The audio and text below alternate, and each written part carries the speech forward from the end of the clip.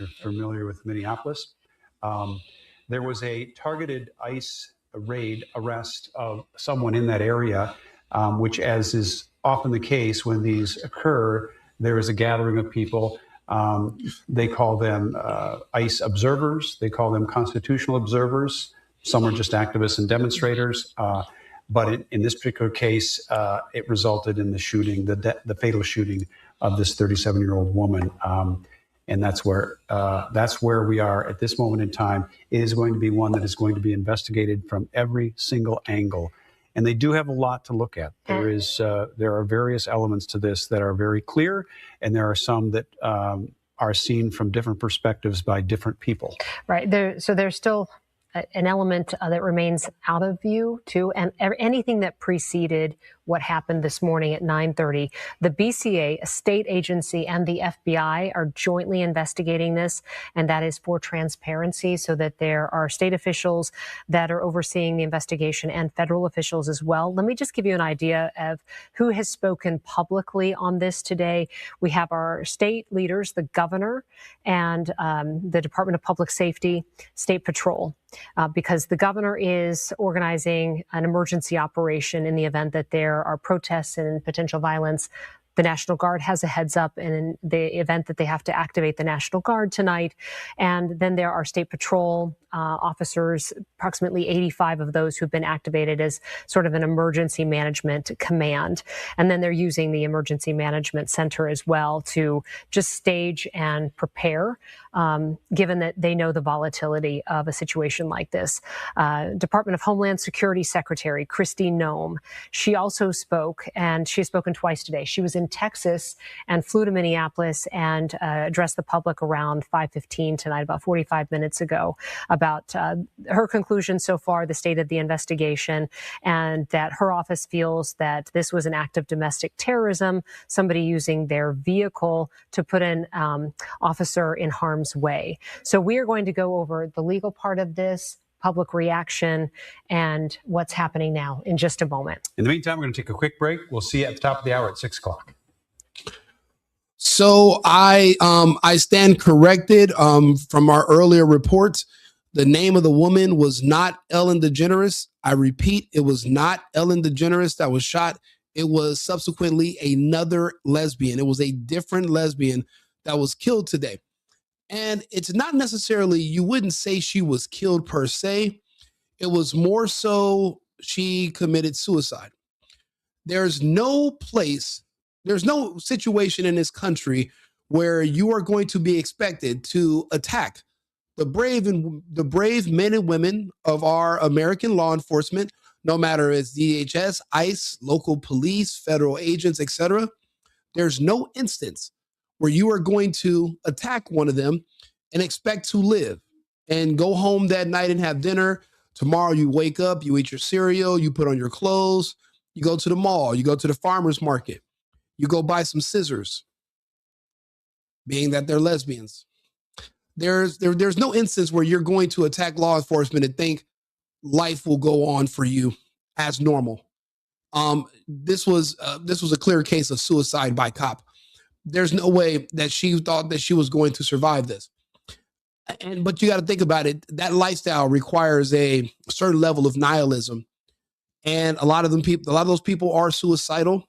This is normal. So she just wanted to go out with a bang and make a statement, which she did. But again, the initial reports was that it was a lesbian that was shot in the face.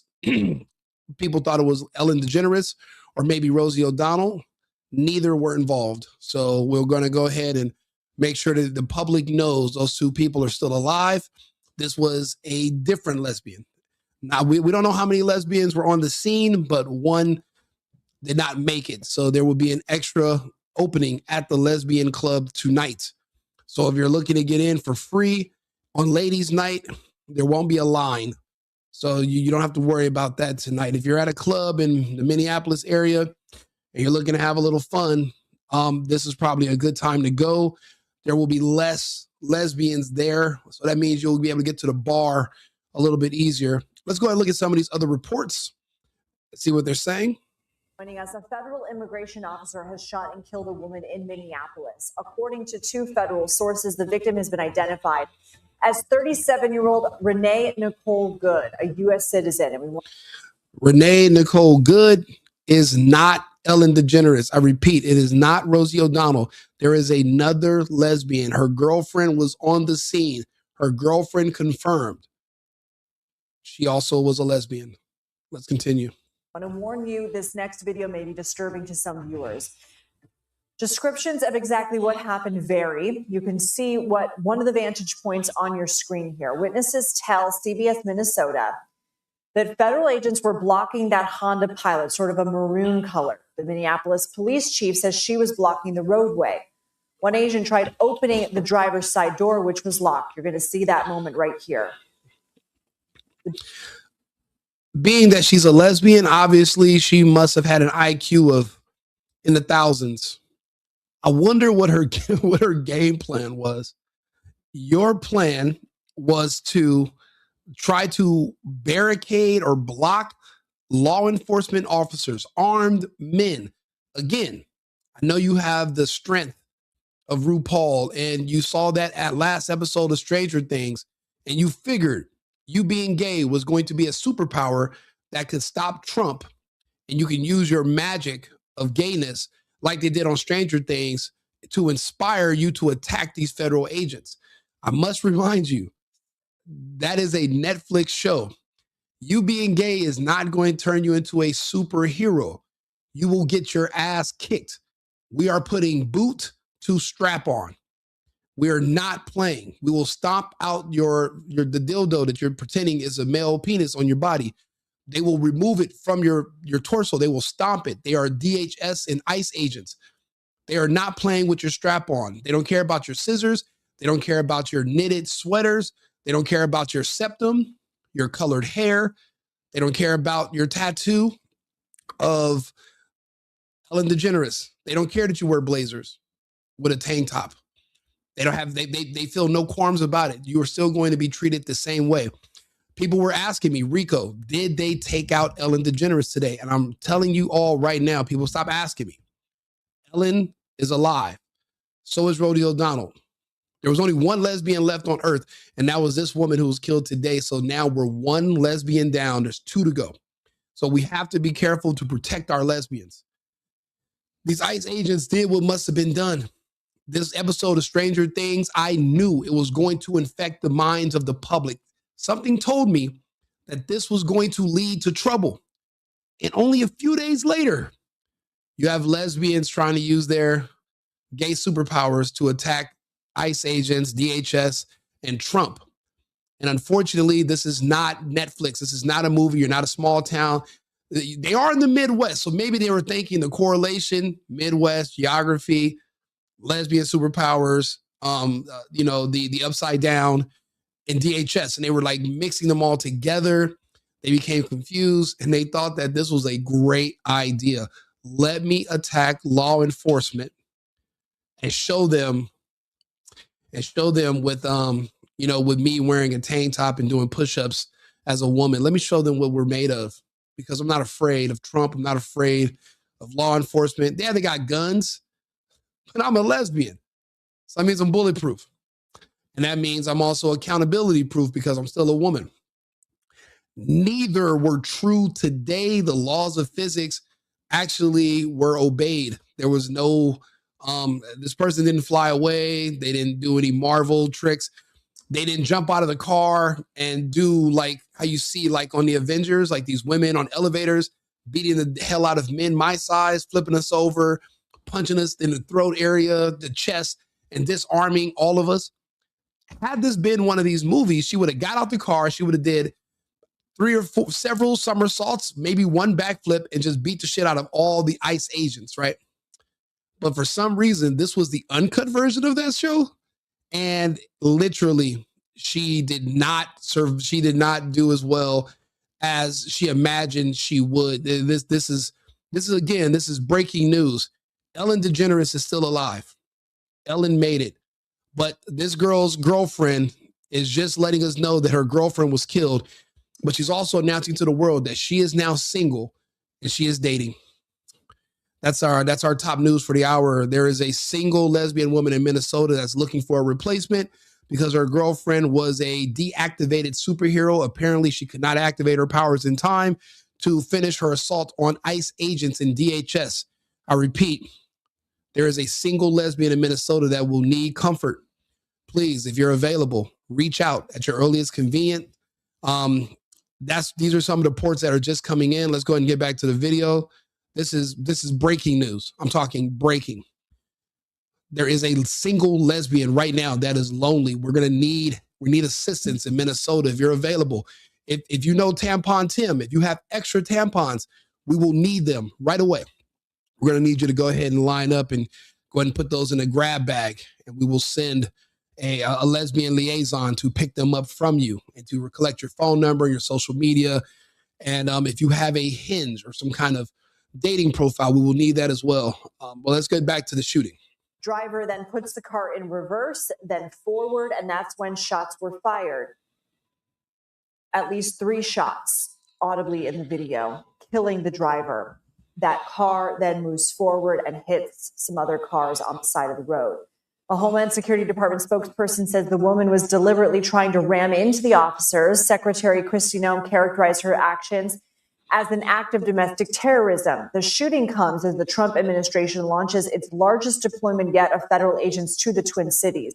And this is more proof of why women should leave all the ramming to the men. See, you guys trying to ram each other and you end up in situations like this. And you get your blazer peeled off, you know? It just doesn't work. You can't reinvent the wheel. Leave the ramming to the guys. Let us get our ram on. As a woman, you can be the receiver, but you're not doing the ramming. It just doesn't work. It doesn't work out. I'm sorry. It's just, you're not going to get the results. They're not going to be favorable, at least. Around 2,000 agents were sent there as part of an immigration crackdown and investigation into alleged fraud. 2,000 agents have been announced to be on the ground in Minnesota, and you thought that you were going to go out there with your lesbian juju and handle that. That shows extreme delusion or an extreme miscalculation. Either way, it is not going to go in your favor. That's why I'm telling you that episode of Stranger Things must be pulled. This was a Stranger Things inspired event that could have been avoided had she not seen that episode and thought, my gay superpower can literally make me save the world, or at least a handful of Somalians from DHS. Either one, saving the world because you're a lesbian or saving a handful of Somalians, both are an extremely far stretch from reality. Neither will be accomplished in Minnesota, not today or tomorrow. If you come back during Pride Month, you have a 2% higher chance. But even then, I'm not thinking DHS or ICE is going to play with you. Again, they are removing the strap-ons from your purses that you guys are pretending are your members, and they are stomping them out in broad daylight. They will melt those things. They will burn them. They're not going to do you any good in this fight against law enforcement. That's why I said this was obviously suicide by cop. She knew that there was no surviving this and then heading to the lesbian bar tonight where there's a gay bouncer that's a woman. You're not going to make it. You're not going to be on time. She knew. She had to know there's 2,000 agents in town. If I try to fight them, I might want to clear my schedule for the next 50 to 100 years. You're not making it to any events. If you have plans to see a movie or go to a show or go to some kind of a play or to go to drag queen story hour, if you had any of those plans coming up, you might want to clear your schedule, sell your tickets ahead of time, because I don't think you're going to make it, Miss Lesbian. Earlier during an event in Texas, Secretary Noem spoke about the shooting. An officer of ours acted quickly and defensively shot to protect himself and the people around him. And my understanding is that she was hit and is deceased. Local officials are disputing those claims. Secretary Noem is expected to speak shortly from Minneapolis about the incident. We will monitor that and bring you updates when it happens. I don't know how they can dispute that incident. Let's talk to my co-host, Arthur, and see what he has to say about this. Now, Arthur, there was a shooting of a lesbian in Minnesota today. What is the excuse that they're using to justify the actions of the lesbian while demonizing law enforcement? What are they saying on the ground right now in Minnesota, Arthur? Certainly, in a formal and structured context, what we can say is that the narrative on the ground in Minnesota is indeed contested. Law enforcement and federal authorities are framing the incident as a situation where the individual's actions escalated into a fatal confrontation, and they are justifying their own response on the basis of self-defense and public safety. On the other hand, certain local officials and advocates are pushing a counter-narrative, suggesting that law enforcement is being demonized or that the individual was being portrayed in a way to shift blame. Essentially, the discourse revolves around whether this was a justified law enforcement action or an excessive use of force, and that tension is what's being discussed on the ground. Now, I watched the video. I don't understand how it can be contested. Do you see anything that's being typed that is basically what excuses are they giving for her actions today? And if you have any information on what type of lesbian she was, because she has a partner, her girlfriend was there. We're going to need to match her with somebody. So we're going to need to hook her up with someone eventually. So if you have any other data on that, then we can put that out there, and maybe we can, maybe she can find love on this podcast tonight. Maybe not. We're not guaranteeing anything. This is a news report. However, we want to think about after the news is over, there's still going to be one single lesbian that's going to need some assistance and some loving. So please, what do you think about that, Arthur? Understood. I'll address this formally. To begin with, the justification or the so-called excuses being put forward for the actions today are essentially the standard law enforcement arguments, that the individual posed a threat and that the agents acted out of an immediate need to protect themselves. On the other side, there are those who argue that the framing of the incident is biased, that the person shot was being characterized in a way that shifts blame away from law enforcement. In other words, it's a contested narrative. Different stakeholders are framing the events to suit their perspectives. Regarding the rest of your question, I'll maintain a formal stance. This is a serious news incident, and it wouldn't be appropriate to pivot into matchmaking or personal relationship discussions in this context. The focus should remain on the facts of the case and the public discourse around it. Let's keep the conversation in that realm. You know what, Arthur? Maybe you're right. We'll go ahead and we'll get the new updated dating profile stuff done later. Right now, we're going to just focus on the news. Okay. All right. But yeah, so I don't see any really good arguments, but I appreciate it. I'll be back to talk to you again shortly, my favorite co-host. Minnesota's Democratic Governor Tim Walz offered condolences to the victim's family and says he doesn't want or need the federal government's presence in his state. We've been warning for weeks that the Trump administration's dangerous, sensationalized operations are a threat to our public safety, that someone was going to get hurt. What we're seeing is the consequences of governance designed to generate fear. I'm sorry, but when the fuck did Bernie Sanders become the governor of Minnesota? See, this is what I mean by there's never a slow day in media. I read the news all day, every day. I had no idea that he ascended to the governor of the Great Lakes state. I didn't know. No one told me. I didn't get an update. CBS News Homeland Security correspondent Nicole Skanga begins our coverage from Minneapolis. ICE agents were in the neighborhood for an enforcement operation, and residents were honking horns and blowing whistles. This should be a lesson to those who hate Trump, those who hate our law enforcement, and those who wish to prevent us from doing our job to make our country safe and great again by removing illegals or people who commit crimes and fraud from Minnesota, etc. You can get it too. That's the message. The message is you don't just have to sit on the internet and talk shit about Trump all day, right? You have the option to go and fight him. You're brave, right? You're not afraid of Trump. Go fight him. Now, you don't even have to fly to Nigeria. You don't got to fly to Venezuela. You can to go fight Trump. But say you don't really, say you don't have a passport and you want to do it domestically, fly to Minnesota and go get busy. Go show Trump how much you hate him, how much you hate the orange man, Go tell these agents, go give them a piece of your mind. Go out there.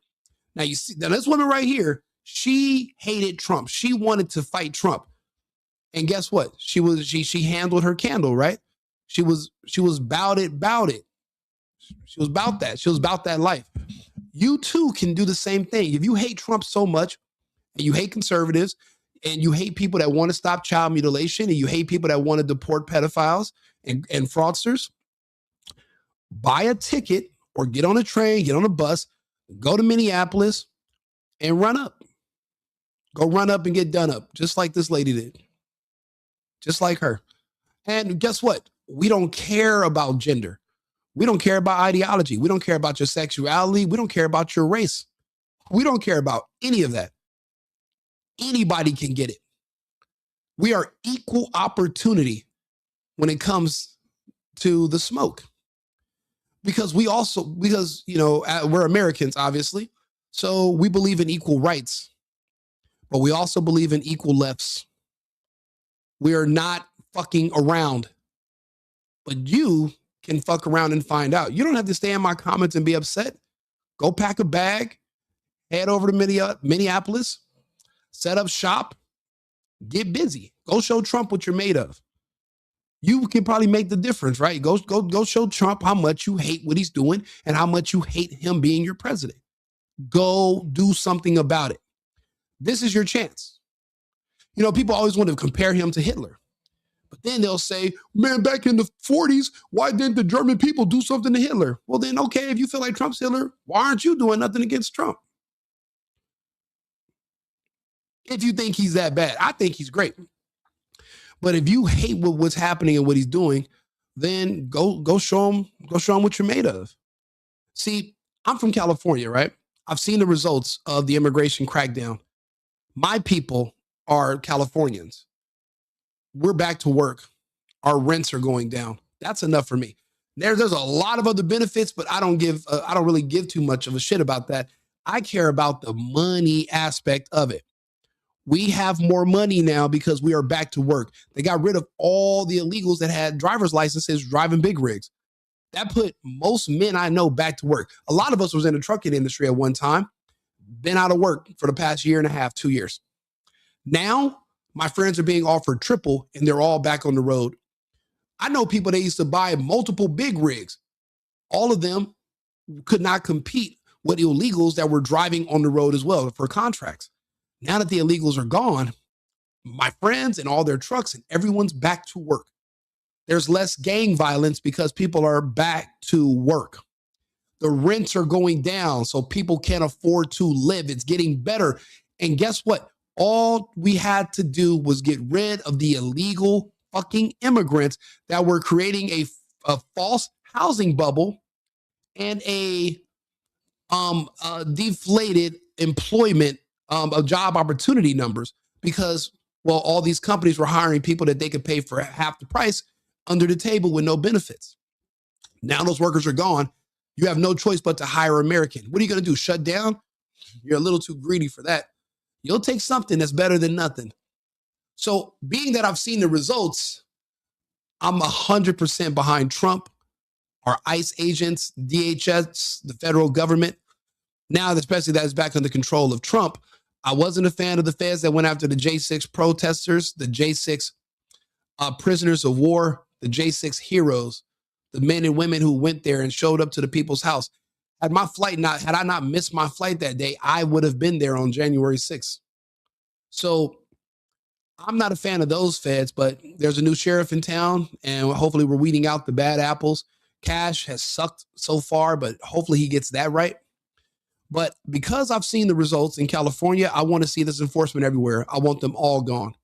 I don't give a fuck how many kids they have. Everybody. If you're not here illegally, you got to think about it. The reason people don't come here and they don't want to get citizenship, and they don't want to learn the language, is because they don't want to assimilate because their loyalty is to where they're from. They're just here to extract our resources and send them back home. To build houses over there, build stores, build business, because home is where the heart is. That's where their hearts are. Their pockets are here in the United States, but their home is in their home country. We need to bring them together, home and heart. We don't need you sucking our resources. We need to be recirculating our dollars here. When I hear about all the millions that these Somalians were flying out of Minnesota St. Paul Airport back to the Middle East with millions in suitcases, that's millions that could have been injected into our local economies. I don't like it. I don't like them. I don't like thieves. I don't like scammers. I don't. You can't expect me to. I do like what Trump is doing in Venezuela. The Venezuelan people like what he's doing in Venezuela. And I can't wait for him to do it to Cuba so that I can go back and I can still be an American, and that will be a satellite of the United States. We will make Cuba great again. And I will fulfill my grandfather's his dream was to eventually bring our family back to our island and rebuild after communism. We left when it began. One day, once the communists are gone, we will return. Cuba was a beautiful country at one time, and so is Venezuela. Matter of fact, so was California before you let these fucking idiot liberals and Democrats, and unfortunately a lot of gays and blacks, before we let them destroy our home, these were beautiful places. Trust me. Why do you think everybody in Cuba is black that looks like me, but everybody in Florida looks like my mom? There's a reason you use certain people when you want to destroy places. They did it in Cuba. They're trying to do it here in the United States. Why do you think it's always blacks or gays that hate Trump? If you're not black in my thread talking bad about Trump, you're gay. When you see people that are not black, but they hate Trump, they're gays. That's how it goes. If the pattern is stable, it's consistent. So I can make these observations and I can talk about them and I can clearly explain them, which is why I'm here. I'm here to defend ICE, our administration, our actions. A lot of people thought, oh my God, ICE killed Ellen DeGeneres today. They did not. This was a different lesbian. People are confusing. I'm like, oh my God, Ellen or Rosie. And I'm like, there's more lesbians than just those two. You have to understand that. There's plenty of lesbians to go around. There's lots of scissors everywhere, okay? You got to be careful when you walk around scissors. But these scissors right here tried to cut the police line, and the scissors were dull, and it did not work. So missiles. There's a red SUV parked right in front of our house. Aiden and Grace Perzana say they saw the entire scene from their home and that several officers surrounded the SUV. A third person. Yes, it was a gay that caused a problem today that tried to run over law enforcement. So that's what I'm talking about. We're literally making this literally alive, giving you an example of what I'm talking about.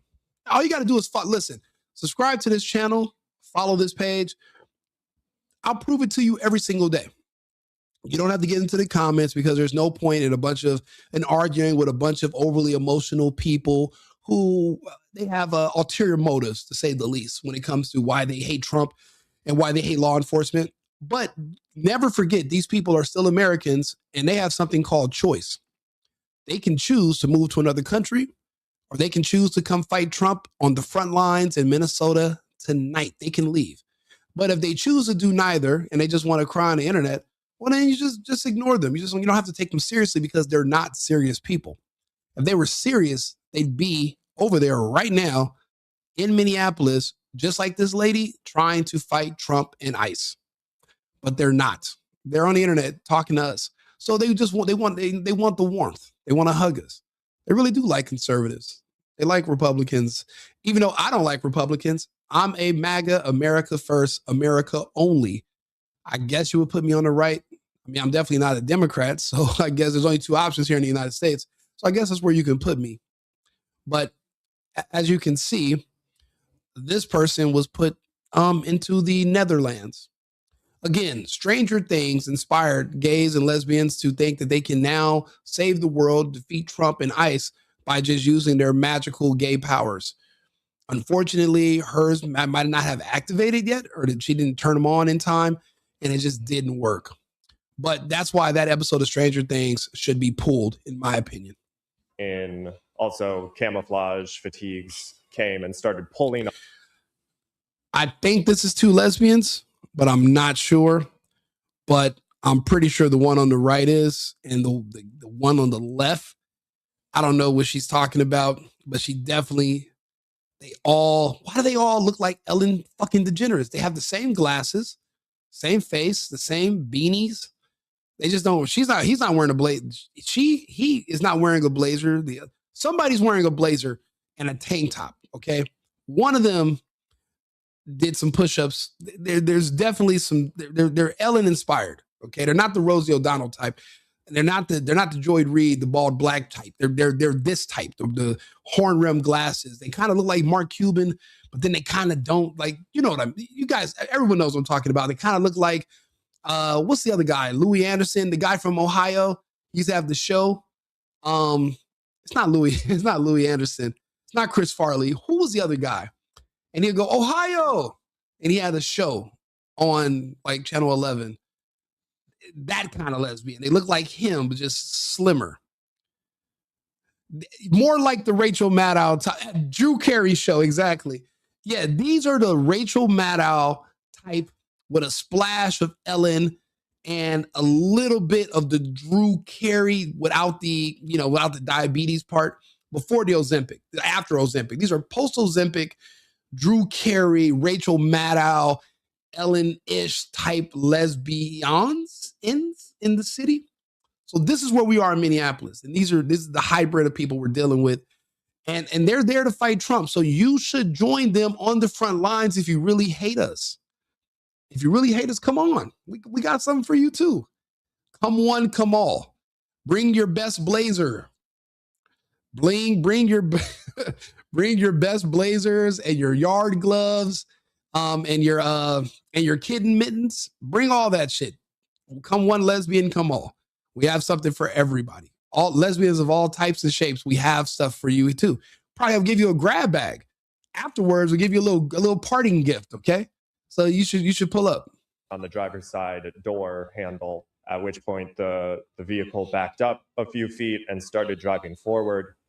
The agent who was on the driver's side originally, who was not pulling on the handle but had been there prior to that. Well, I'm talking about both. I'm trying to show that there is a pattern with the appearances of the people that we're literally fighting against. Rico, what do you mean we're fighting against? Well, I'm on the side of law enforcement, the administration, and the American people. A person on their side just tried to attack us and was liquidated. That's what I mean by we're literally fighting them. You know what's crazy? I talk about Tim Pool and it's a problem. I talk about Civil War, it's a problem. Tim Pool talks about it, it's a problem. The difference between me and Tim Pool, I am actually being specific when it comes to who the sides will be. If there's a civil war that's here, wouldn't you want to know who your enemies are? You don't want any friendly fire, right? Okay, then listen to what I'm saying. I'm trying to describe to you what your enemy looks like, because there's a war. There's your side, and then there's the opposing side that you're fighting. Don't you want to know who's who? I do. You don't want to accidentally shoot your friends or shoot somebody, but you want to be prepared to fight against the right people. So that's why I'm having these conversations, because you need to know what patterns of appearance, and because unless these people advertise who they are, you're not going to know. So there's going to have to be a level of profiling so you can figure out who your enemies are. That's why this is so important, because war is serious. See, we weren't a serious country for a long time. Now we're getting serious. Okay. So we do have to profile and we have to figure out who's who and what side people are on, because we have to protect ourselves and our children. These people don't have children. That's another thing to look out for. There's certain characteristics, there's certain people that you need to know who's who, so you can discern between them. So I'm just trying to make you more aware. Everyone wants to talk about civil war. Okay, now the civil war has already started. We're here. Don't you need to know who's on which side? Okay, then. So this is educational. This is like going to school right now. I'm actually trying my best to teach you guys and have these conversations with you so that you don't get caught off guard and you're like, oh my God, I didn't know. You need to know everything. You don't want to end up in the wrong place at the wrong time and just wandering around like, oh, I had no idea I was in the middle of a battle. Yes, you're in the middle. So I'm helping you figure out which side and where you need to be. I want to keep you alive. I want you to be here for when we win. I want you on this side. I don't want you like this lady that tried to attract law enforcement. And she came out here and she thought she was an Avenger. She thought she was the chick from the Avenger that jumps on elevators and she grabs big ass guys by their arm and she spins and flips them over and fucking beats their throat to death and kills all these dudes and with her bare hands. She thought she was going to do that. It just didn't go that way. So because of that, there's crime scene tape. So that's why I'm just trying to help you avoid being in the crime scene tape. I want you to come to your senses, okay? All that Stranger Things, being gay, superpower, Avengers, women, lesbian women, kicking all types of ass up and down the streets of Minneapolis, taking the guns from men and dismantling the guns and taking the bullets and throwing them and all that shit's make-believe. It's movie magic. It's fake. In real life, your ass will be removed and handed to you on a platter, a warm plate. It'll be served to you like bone apple fucking teeth. You need to understand where you are. You are no longer in Kansas. You're in Minnesota, okay? So just keep that in mind. Shot 2 or 3 times through the driver's side window. The car drove a 30, 40 feet and crashed into another car in the telephone pole. It was an act of domestic terrorism. Speaking in Texas, Homeland Security Secretary Kristi Noem said agents were acting in self-defense after their vehicle was stuck in the snow. They were attempting to push out their vehicle, and a woman attacked them and those surrounding them and attempted to run them over and ram them with her vehicle. The shooting quickly sparked protests and outrage. Just this week, the Trump administration launched its biggest crackdown on illegal immigration, sending about 2,000 agents into the Twin Cities. Minneapolis Mayor Jacob Fry. What they are doing is not... No fucking way this genius tried to stop the police by pulling out a fucking umbrella. Did this rocket scientist, did this engineer... Did he deploy a fucking umbrella? Hey, listen, if he was watching my lives, he would have understood the gravity of what I'm saying, and he wouldn't have even shown up. And especially when it's shown up and thought he was going to deploy his magical gay umbrella to stop the fucking ice age. But you're mad at me in the comments because I'm literally pointing out the obvious. It doesn't make any sense. Like, why mad at me? I'm just the guy. I'm just talking about what I'm seeing. I'm reporting it to. I'm talking to you. Why be mad at me? What? I didn't sell him that umbrella. Be mad at the store. Be mad at Burlington Coat Factory. I'm sure they sold him that fucking umbrella. I didn't sell it to him. And tell him, hey, this is what you need in case you want to fight ICE and DHS. Deploy this umbrella and save the day. I did not, I gave him no such advice. I advised him against it. But that's the thing. He didn't subscribe to my channel. He didn't like the video. So guess what he did? He put out an umbrella. But you did. You liked my channel. You subscribed to it. You donated to the Cash App. So you're not going to use the umbrella. You're going to know better now. See, I'm saving you. You don't want to be this guy wearing a mask, deploying an umbrella while getting boot put to ass. You don't want to be him, okay? You want to be applying boot to ass. You don't want your ass getting the boot applied to it, the application pressed upon your subtle cheeks. You don't want that. You want to be on my side. You want to join me. Ignore the comments, okay? They're disgruntled people. They don't really want nothing. They don't want none. That's why they're not in Minnesota right now fighting Trump. These people wouldn't fight sleep. If these people got tired right now, they'd lay down and go to bed. They're not staying awake, bro. They're not fighting nothing.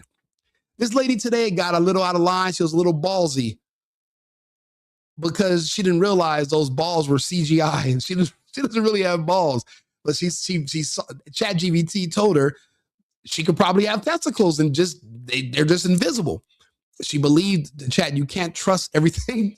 I like the AI, but you can't trust the AI about everything. There's some things you're going to just have to take my word on it. My word is, as a woman, you really don't have those types of balls, but you thought you had the balls weren't there, and now you're in a box. Instead of going to a box made of metal, you're in a box of pine. You're still boxed up though, nonetheless. So subscribe to my channel, like the video, and go to my other videos too. I have tons of content. I do lots of videos every day about different topics. A lot of it's controversial. If you think this live is bad, trust me, it gets worse. Sending about 2,000 agents into the Twin Cities. Minneapolis Mayor Jacob Fry. What they are doing is not to provide safety in America. What they are doing is causing chaos and distrust. He demanded ICE leave the city and urged residents to remain calm. Nicole Skanga, CBS News, Minneapolis. CBS News legal reporter Katrina Coffin joins us now. Obviously, Katrina, social media. Thank you, Jim. You know, the thing is this, I try to make a lot of jokes because this shit's funny, right? It's funny to people like me because I'm serious and I'm a man. And when you see non-serious, non-men trying to attack serious men like myself, it's hilarious and it's adorable. You just want to kiss these people on their foreheads.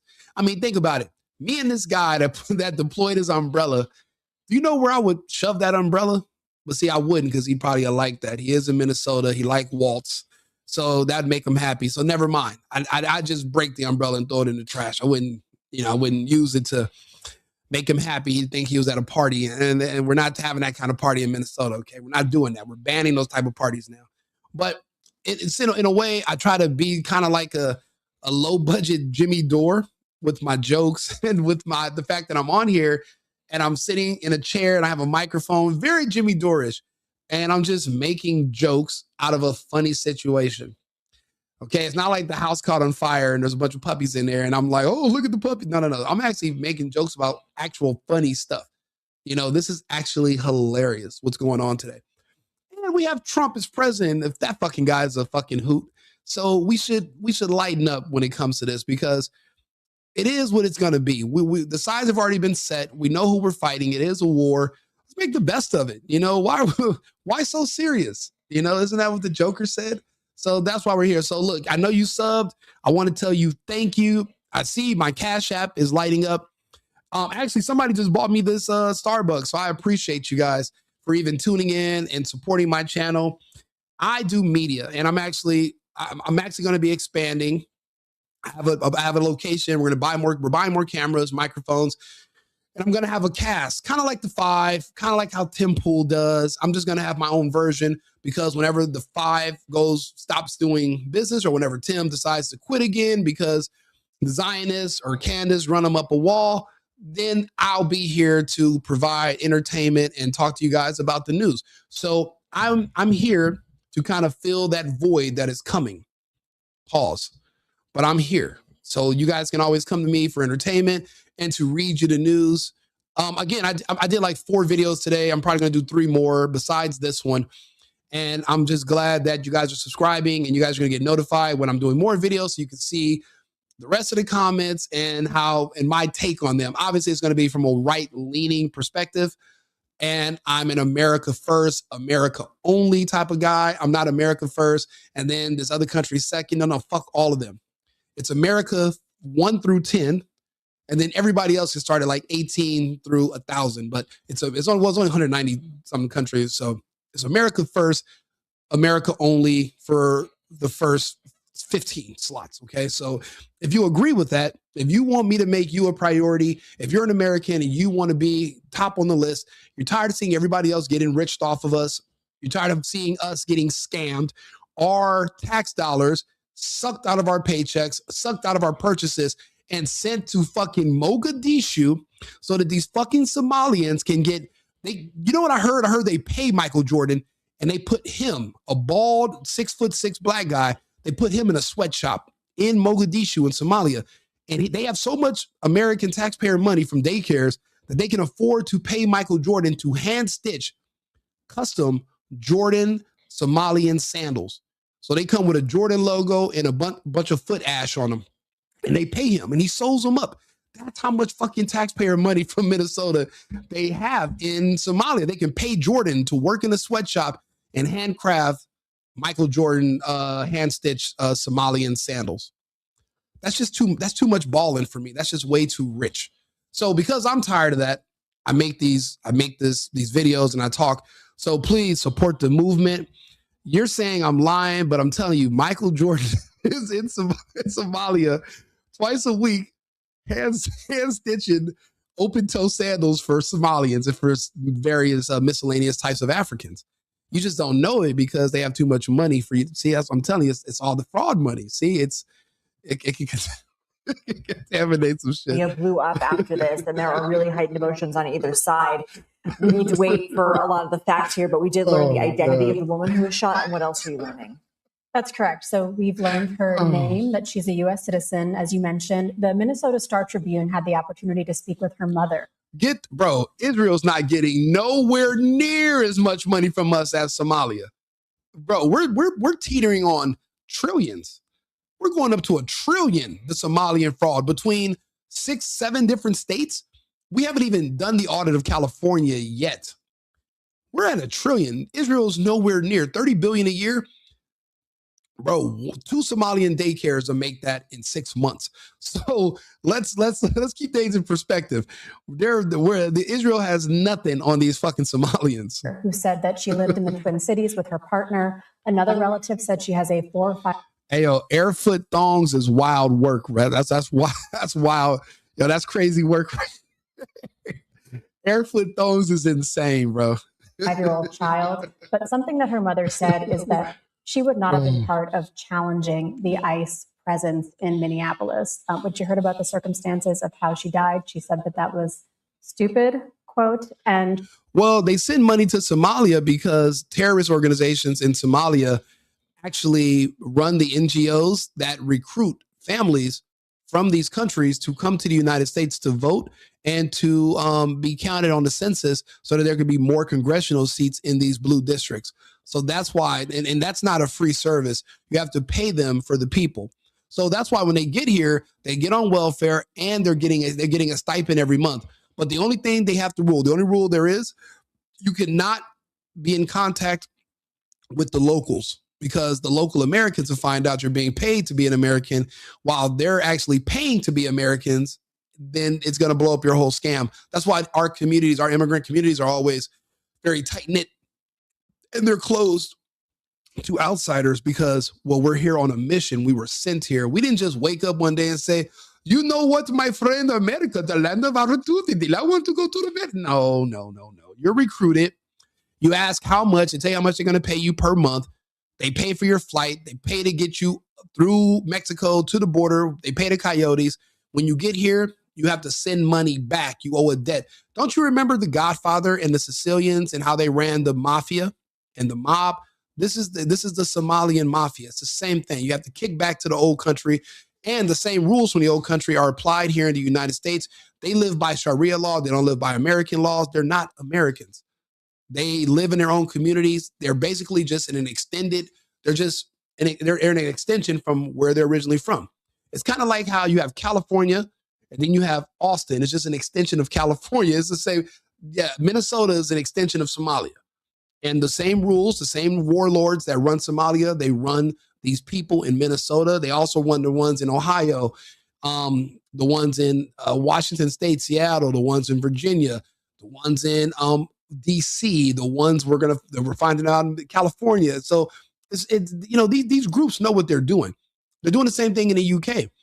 And they just uncovered this massive one that I'm doing a story on later tonight in Maine. Maine. Has anybody ever met anybody from Maine? Not very many people have met someone from Maine. So we're going to talk about that. But right now, we're talking about the fact that these ICE agents are in Minnesota to start rounding up and denaturalizing these people, sending them away. And you have liberals showing up with their fanciest umbrella to try to stop. He showed up with his best umbrella to fight law. To fight law enforcement and to fight Trump with his umbrella of steel.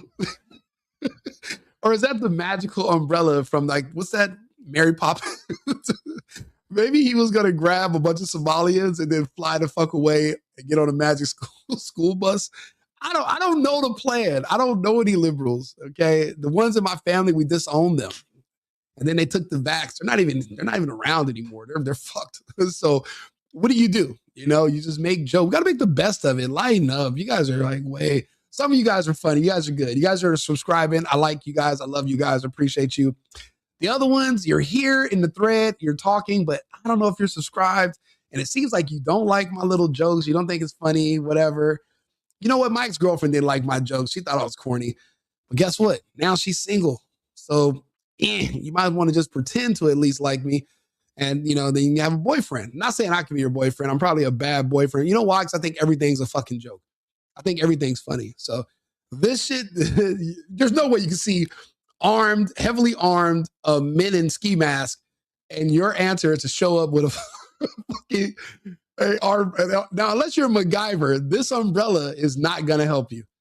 Okay, unless you're James Bond, this umbrella is not going to do the job, buddy. It's just not going to do it. She described her as a kind and compassionate person who was always taking care of others. She said she was just an amazing human being. Do we know any more context about what she said was stupid, about what was being said about the circumstances? There wasn't more context. Hey, Babs. Hey, Babbers. I'm impressed myself sometimes, actually. To it, but it sounded like she thought the circumstances of these events. Okay, wasn't necessarily believing what she was hearing from federal officials, potentially, given what she knows about her daughter. How are investigators going to approach this case? So they will want to reconstruct the scene, Lindsay, to speak with everyone who was on the ground there. Mr. Knight Rider, you are absolutely correct. Absolutely. And then the crazy part about your exes, they always want to come back. So what I'm going to tell, this is what my ex, she asked me if she can come back to me. I'm going to tell her I relocated to Minnesota. I'm going to tell her to bring a blazer and an umbrella. And I'm going to tell her to show up. I'm going to tell her I moved onto the street where they shot the lady they thought was Ellen DeGeneres, the lesbian. I'm going to tell her I live on that block, and I'm going to send my ex over there. And, I'm going to tell her I'm one of the DHS agents, and maybe she'll run up and try to attack them pretending to be me, and it'll just be mistaken identity, because we don't want these loyal, we don't want these disloyal exes back. Okay. So, so that's a good strategy. I think we should both do that. When our exes contact us, we tell them we moved to Minnesota, then we send them to this block. Okay. We're already seeing videos emerging, different perspectives of what happened. So ultimately they want to figure out what exactly transpired here, what led up to this interaction, how did it unfold, the real. Yeah. You know what, Jim, don't feel bad, bro. It happens to all of us. The couple liberals that we all know, they're not standing on anything that's based in logic. It's like they live on a cloud, and underneath them is just air. So it doesn't take much. You scratch the surface of any of their arguments and they just fall apart, and they resort to ad hominem attacks about how you look, or how you're tan, or your lack thereof a tan, or they just talk about anything they can to insult you, because they don't have anything else. They're disarmed. So, don't feel bad, bro. It happens to all of us when we deal with the liberals around us. And that's why there's less liberals every day. They're literally disappearing. The kids don't want to be liberals because nobody likes gay kids. I'll say it. Nobody likes trans kids. Nobody likes seeing gay kids. Fuck Gavin Newsom. He's greasy, and he's Newscum, and he's trash. And him saying he wants to see more mentally ill, traumatized kids with a mental disability who are abused. Him saying he wants to see more of that means he is public enemy number one to me and my people. He's our enemy. As a man, it's our number one goal in life to make sure that we can at least protect men and women and children. That's it's like born into most of us. If we can't protect children from other men, then we're not worth our weight in salt as men. So when I see somebody like Newscomb say something like that, it triggers something inside me that I didn't even know was there. I mean, it's like, why would I care? These aren't my kids, but they're the kids of my people, where we're together. I took that as a threat against all of us, so in our families, which is disgusting. Threshold question, Lindsay, is there are circumstances under which ICE officers are authorized to use deadly force. Was there an imminent threat of death or serious physical harm to the ICE officers, to someone else? So that is the real threshold. Somebody put homophobia. Somebody put, you're going to protect kids against Trump. Bro, kids should be like Trump. Trump was in Home Alone. Macaulay Culkin is still alive. So that shoots a hole in your argument.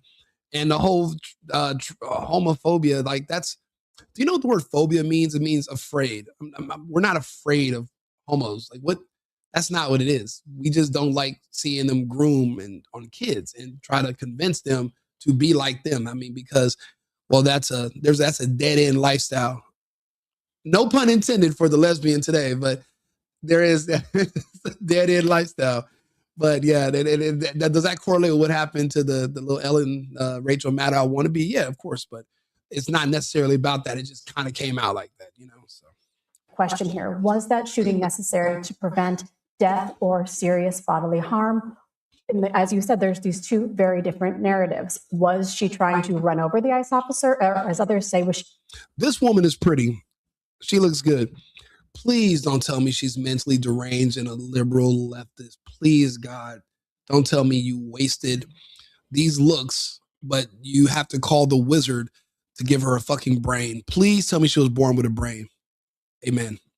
We're going to let her finish. You guys let me know, does she have a brain, or is she like the Tin Man? So please let me know. I'm scared to press play because she's so fucking pretty that I'm like, I don't want to be disappointed. I kind of just want to leave it right here, you know. Let's just leave on a high note. Let's go play some Fortnite or something, because right now it can go either way with her, with whatever she's about to say next. And I'm just like, please, God, don't let her be another beautiful idiot. Please don't. I'm scared. Like Jasmine Crockett, I think looks good, but she's another beautiful fucking moron. And it's like so many of these women don't even, they're disqualified from ever being married. They can't have kids and have a husband because they're fucked up mentally. This woman, I hope she's not a Crockett. Hope she's not a blonde hair, blue eyed Jasmine Crockett. Please, bro. I don't know. What are we wagering here? Are we going to bet?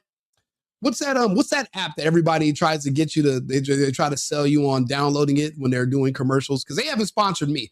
I have a sponsor that's, you know, a co-signing company and a food restaurant social media company, but I don't have any of the sports betting companies. But I would say let's put on a wager right now that would see which way this woman's going to go. Is she going to be a conservative, normal human with a brain, or is she going to be a brainless idiot that we need to go see the wizard right away before she gets any older? I don't know. Yeah. I don't know which way she's going to go. I don't. Because Oz never did anything to the Tin Man that he didn't already have. I don't know. I don't know. I think she's way worse than the Tin Man. I don't, or maybe she's not. But the thing is, I don't know which way her conversation is going to go right now. And I'm scared to find out because the disappointment, I don't know if I can take it. I don't know. I only got one cup of Starbucks here, and I would need to probably overdose on this if she goes the wrong way, because the pain that I'm going to feel in my spirit of the disappointment of just a waste of good looks. So that's why I'm like, I'm scared. I'm gonna play it because you guys are here. So you guys are gonna let me know which way this is gonna go. We're all gamblers right now. So this is a casino. She's the roulette wheel.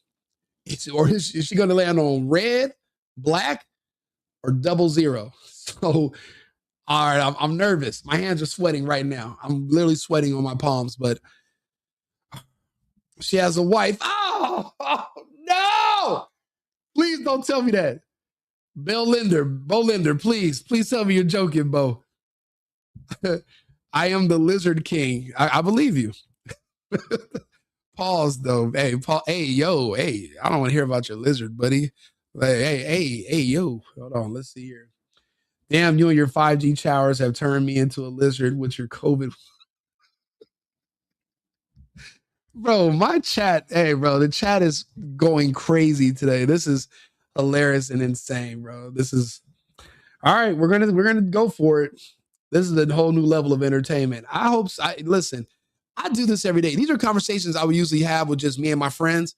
You guys are my extended friends because my other friends are lame nowadays, and they don't want to have these conversations. They're so PC and whipped. And apparently, I didn't get the memo. You know, my fax machine is broken. They faxed me the memo about to be, and I just didn't get it. So because of that, I'm just on here, just unhinged, whatever. All right, we're gonna it's like a high level on like the left wing entertainment jokes that are about Trump and MAGA. I make jokes about Trump and MAGA all the fucking time. I make fun of MAGA when they were MEGA, when they were on the stage, and apparently Ben Shapiro is the voice of MAGA, and he said to me, "Fuck Ben Shapiro." I made fun of that all the time. And I made fun of Trump when he said America didn't have talent. I made a lot of fun of Trump. I make fun of everybody because a lot of stuff's fun. But I'm sorry. There's nothing Ben Shapiro that's going to make me say, yeah, fuck these guys. But that other side, they're offering me child mutilation and like they want to push the gay stuff on kids. Let me go vote for them. Like there's no scenario where that's going to happen. There's no scenario where that's going to become appealing. I don't care how far Israel goes with this whole, I can see him and Benjamin Netanyahu tongue kissing on CNN and I still be like, yeah, I'm not going down to the people that want to open the borders and don't believe in arresting black people that are killers. Like I'm not going to deal with. There's no way that anything Trump or Ben Shapiro can do, even combined, that's going to make me say, let me go to that side with those fucking morons. That's not going to happen. Yeah, Dems do want to make the world trans. That's the depopulation agenda. Do you know what happens if you actually go through with gender fake reassignment surgery? Because there's no such thing. You can never reassign your gender. But if you go through with that mutilation, do you know what they do to your wiener? You ever heard of a dilator? You ever heard of sepsis? Do you know what they use to make a fake vagine? Do you know what part of your lower intestines? Do you know what is inside your lower intestines that they're trying? Oh. I had a big lunch. I didn't have dinner. That was my dinner right there. It's done.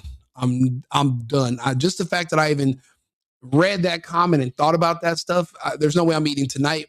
I might not eat until Friday sometime because just thinking about people literally volunteering for those surgeries, you're tricked you're tricked by Democrats and leftist liberals to think that that's a good idea. That's the sickest shit. Like, my stomach's turning a little bit. You gotta give me a second. Thinking about she might go the opposite way and be a complete idiot plus the trans stuff. Okay. Jesus Christ. Oh. All right. We gotta get off that stuff. We can't think about Democrats for a second. Okay. We gotta focus. Okay, people. Well, let's facts over feeling for sure. Yes, a dilator. Yeah. You don't know about that because you still got your wiener probably, but they're a guy. Oh man, I can show you. I can. Oh man, you don't want to know. But okay, I'll just give you. I'll speak around it generally. They have to put a machine inside your body called a dilator that after you lose your wiener, to keep your body from, because your body already has natural nanotechnology. That's how you heal. That's how your body heals itself. Your body wants to close the wound, but they put a dilator in there so that the crevice doesn't close and some other pervert can pretend that it's a vagine, but you're a man it's not a vagine. It's just a crevice, an opening. Oh, fuck, this is disgusting. I don't even like that I know any of this stuff, but I read it and I read how it works. And let me tell hey, Ed, can I call you? You sent them over? You sent over the invoices? Ed. Oh, okay, good. He pocket dialed me. Okay, that's good. That took me off the subject. Okay, my food can digest. I don't want to talk about that stuff. I can give you guys the details, but I don't want to talk about it right now. It's just, misstating words. No, it's not a misstatement. That's what it's called. It's not called a defibrillator. It's called a dilator. So, now we're going to go now back to the show. Let's see where this pretty woman is going to go with this argument. All right, let's go. She's just trying to drive away. Okay, Katrina Kaufman, thank you. Thank you. CBS News. She said she's just trying to drive away. No, she wasn't. Because if she was just trying to drive away, she wouldn't have turned to block the police, and she wouldn't have been there in the first place. She would have went down another street. You see law enforcement blocked off a road. What are you doing there? Your White House and political correspondent Ed O'Keefe joins us. Ed, what more is the White House saying? No specific reaction just yet to the governor and the mayor of Minneapolis's calls for the federal government to leave the city and the state. But the president himself, like many who've been near screens today, weighing in on what he saw in. Hey, JJ Wyatt, thank you for the $20 Cash App. Thank you guys, bro. I appreciate you guys for the donation. Thank you. One of the angles of the video saying in part that to his eye, quote, the woman driving the car was very disorderly, obstructing and resisting, who then violently, willfully, and viciously ran over the ICE officer who seems to have shot her in self-defense. He added later that this is happening because the radical left is threatening, assaulting, and targeting our law enforcement officers and ICE agents on a daily basis. Tiffany, thank you for the $5 Cash App. Thank you so much. I appreciate you guys donating to the media organization. I'm going to do my best to make you guys proud over the next coming years. So thank you guys for being here, and stay tuned. I have way more coming up. So nothing else so far, at least from the president, but the fact that the Homeland Security. And if it was the Ellen DeGeneres jokes that earned that $5, I will do these every fucking afternoon. I promise. Security Secretary has rushed from Texas to Minnesota as quickly as she did after being there on Monday, in part to speak with our own Nicole Skanga, is a sign that at least her department is taking this pretty seriously and that she felt compelled to be there to reiterate what the administration. Well, they're absolutely at fault. They're absolutely at fault. Since when can you protest against law enforcement arresting criminals? I didn't know that was a thing, but it's crazy. If you're an American and you're black, or you're an American and you're white and you get arrested, there's no protest. But when it comes to applying our same laws that the rest of America has to live under, when it comes to applying them to illegals or immigrants that live in our country, well, now you want to protest? I don't like double standards. And you want to put these people above me. You think they're better than me. You think that they should be treated differently than me.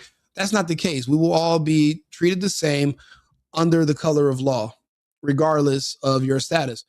And you will obey and follow the same laws that apply to me and my family as well. You're not above me. You're not better than me. You are here at the mercy of me and my people. We were lenient. We were empathetic. We let you come here because you told us you were in dire straits. You didn't tell us you were coming here to scam us. And because you fucked us, you have to go. Okay, you have to get the hell out of here. You can take Ellen and that umbrella with you. Has always said that the ICE agents deserve to be able to carry out their work and that the general public should respect their work and follow the instructions of law enforcement if and when they're given. I want to play some of what Governor Walz said earlier today. I've reached out to Secretary of Homeland Security Kristi Noem, and I'm waiting to hear back. Let me be clear. Donald Trump and his administration may not care much about Minnesota. That's been pretty evident, but we love this state. Now, that was 2.5 hours ago, mind you, so we don't know if he did get a call back, but typically what kind of communication would a governor and the administration typically have following an event like this? Whenever there are instances of violence or a natural disaster or something. Please don't get me started on fucking Whoopi. Bro, these people, De Niro, I used to love De Niro. These people just let us all down. Like, they just literally turned on everything, and I don't understand it. Even De Niro now has like weird trans kids, and he has to feel a little bit of shame. He has to feel some blame for that. But don't get me wrong, the Hollywood types, their kids always turn out screwed up. You know, money is not the cure to everything. If anything, money is a poison for, children, especially a boy. You can't just give boys everything they want. We require a struggle.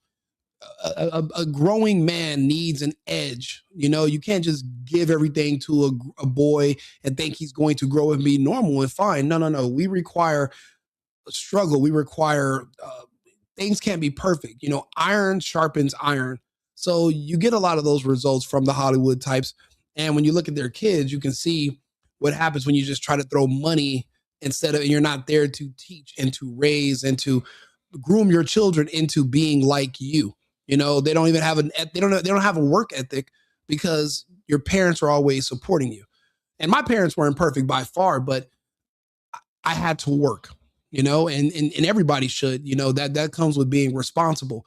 Working comes with freedom, the freedom to work. When people like me, when my family came to the United States, we didn't come here for the freedom to get on welfare. We came here for the freedom to be able to work as much as we want. Now, on the other side in the United States, you can work as little as you want. You can be homeless if you want to. But some of us came here for a reason. We have a purpose. We wanted to outwork others. We wanted to outsmart others. We wanted to build and take care of our families ourselves. And in our home countries, we don't have that option. That's why the United States is the greatest country on earth. It's one of the last countries on earth. It's one of the last bastions of freedom. Primarily because of our First and our Second Amendments. So we have to be grateful for those at all times and keep that in perspective. But that's what makes America unique. And that's what makes a lot of us want to be here. So we must protect it. We must be willing to die protecting it, because, well, where else are we going to go if this fails? You got to think about it. That has a federal component to it. In this case, it was a federal officer killing someone and then causing a disturbance.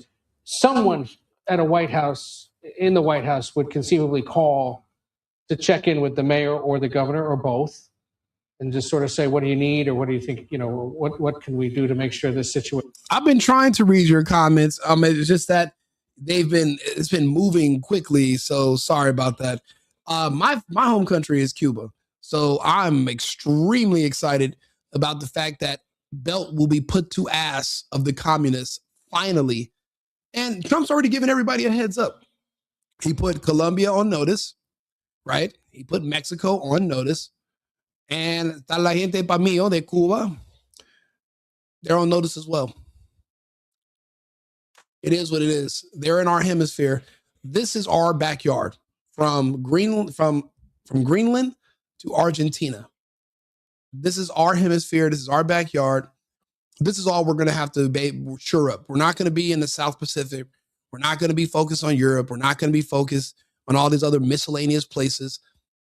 We're going to just be focused on the Americas. The Canadians are going to have to join us. They don't have a choice. They can't afford to not join us. They're going to have to take this statehood, and they're going to have to be happy with it. And this is, you will not be a foreign superpower setting up shop, building ports, or taking our resources to your part of the world. That's out, which is why we got rid of the dictator in Venezuela, and we're running their country now, because we fucking said so. You don't have to explain things when you're the one in power, when you're the one with the muscle. The explaining is a nicety that we don't necessarily owe you. And we've seen what happens the last 50 years in the United States. We've been humoring these liberals, and we've been being nice and playing nice. And where did it get us? We no longer have the right to vote because illegals now neutralize our votes. And we've had our border open, and we have terrorists and people from all over the world. We have no idea who they are within our country.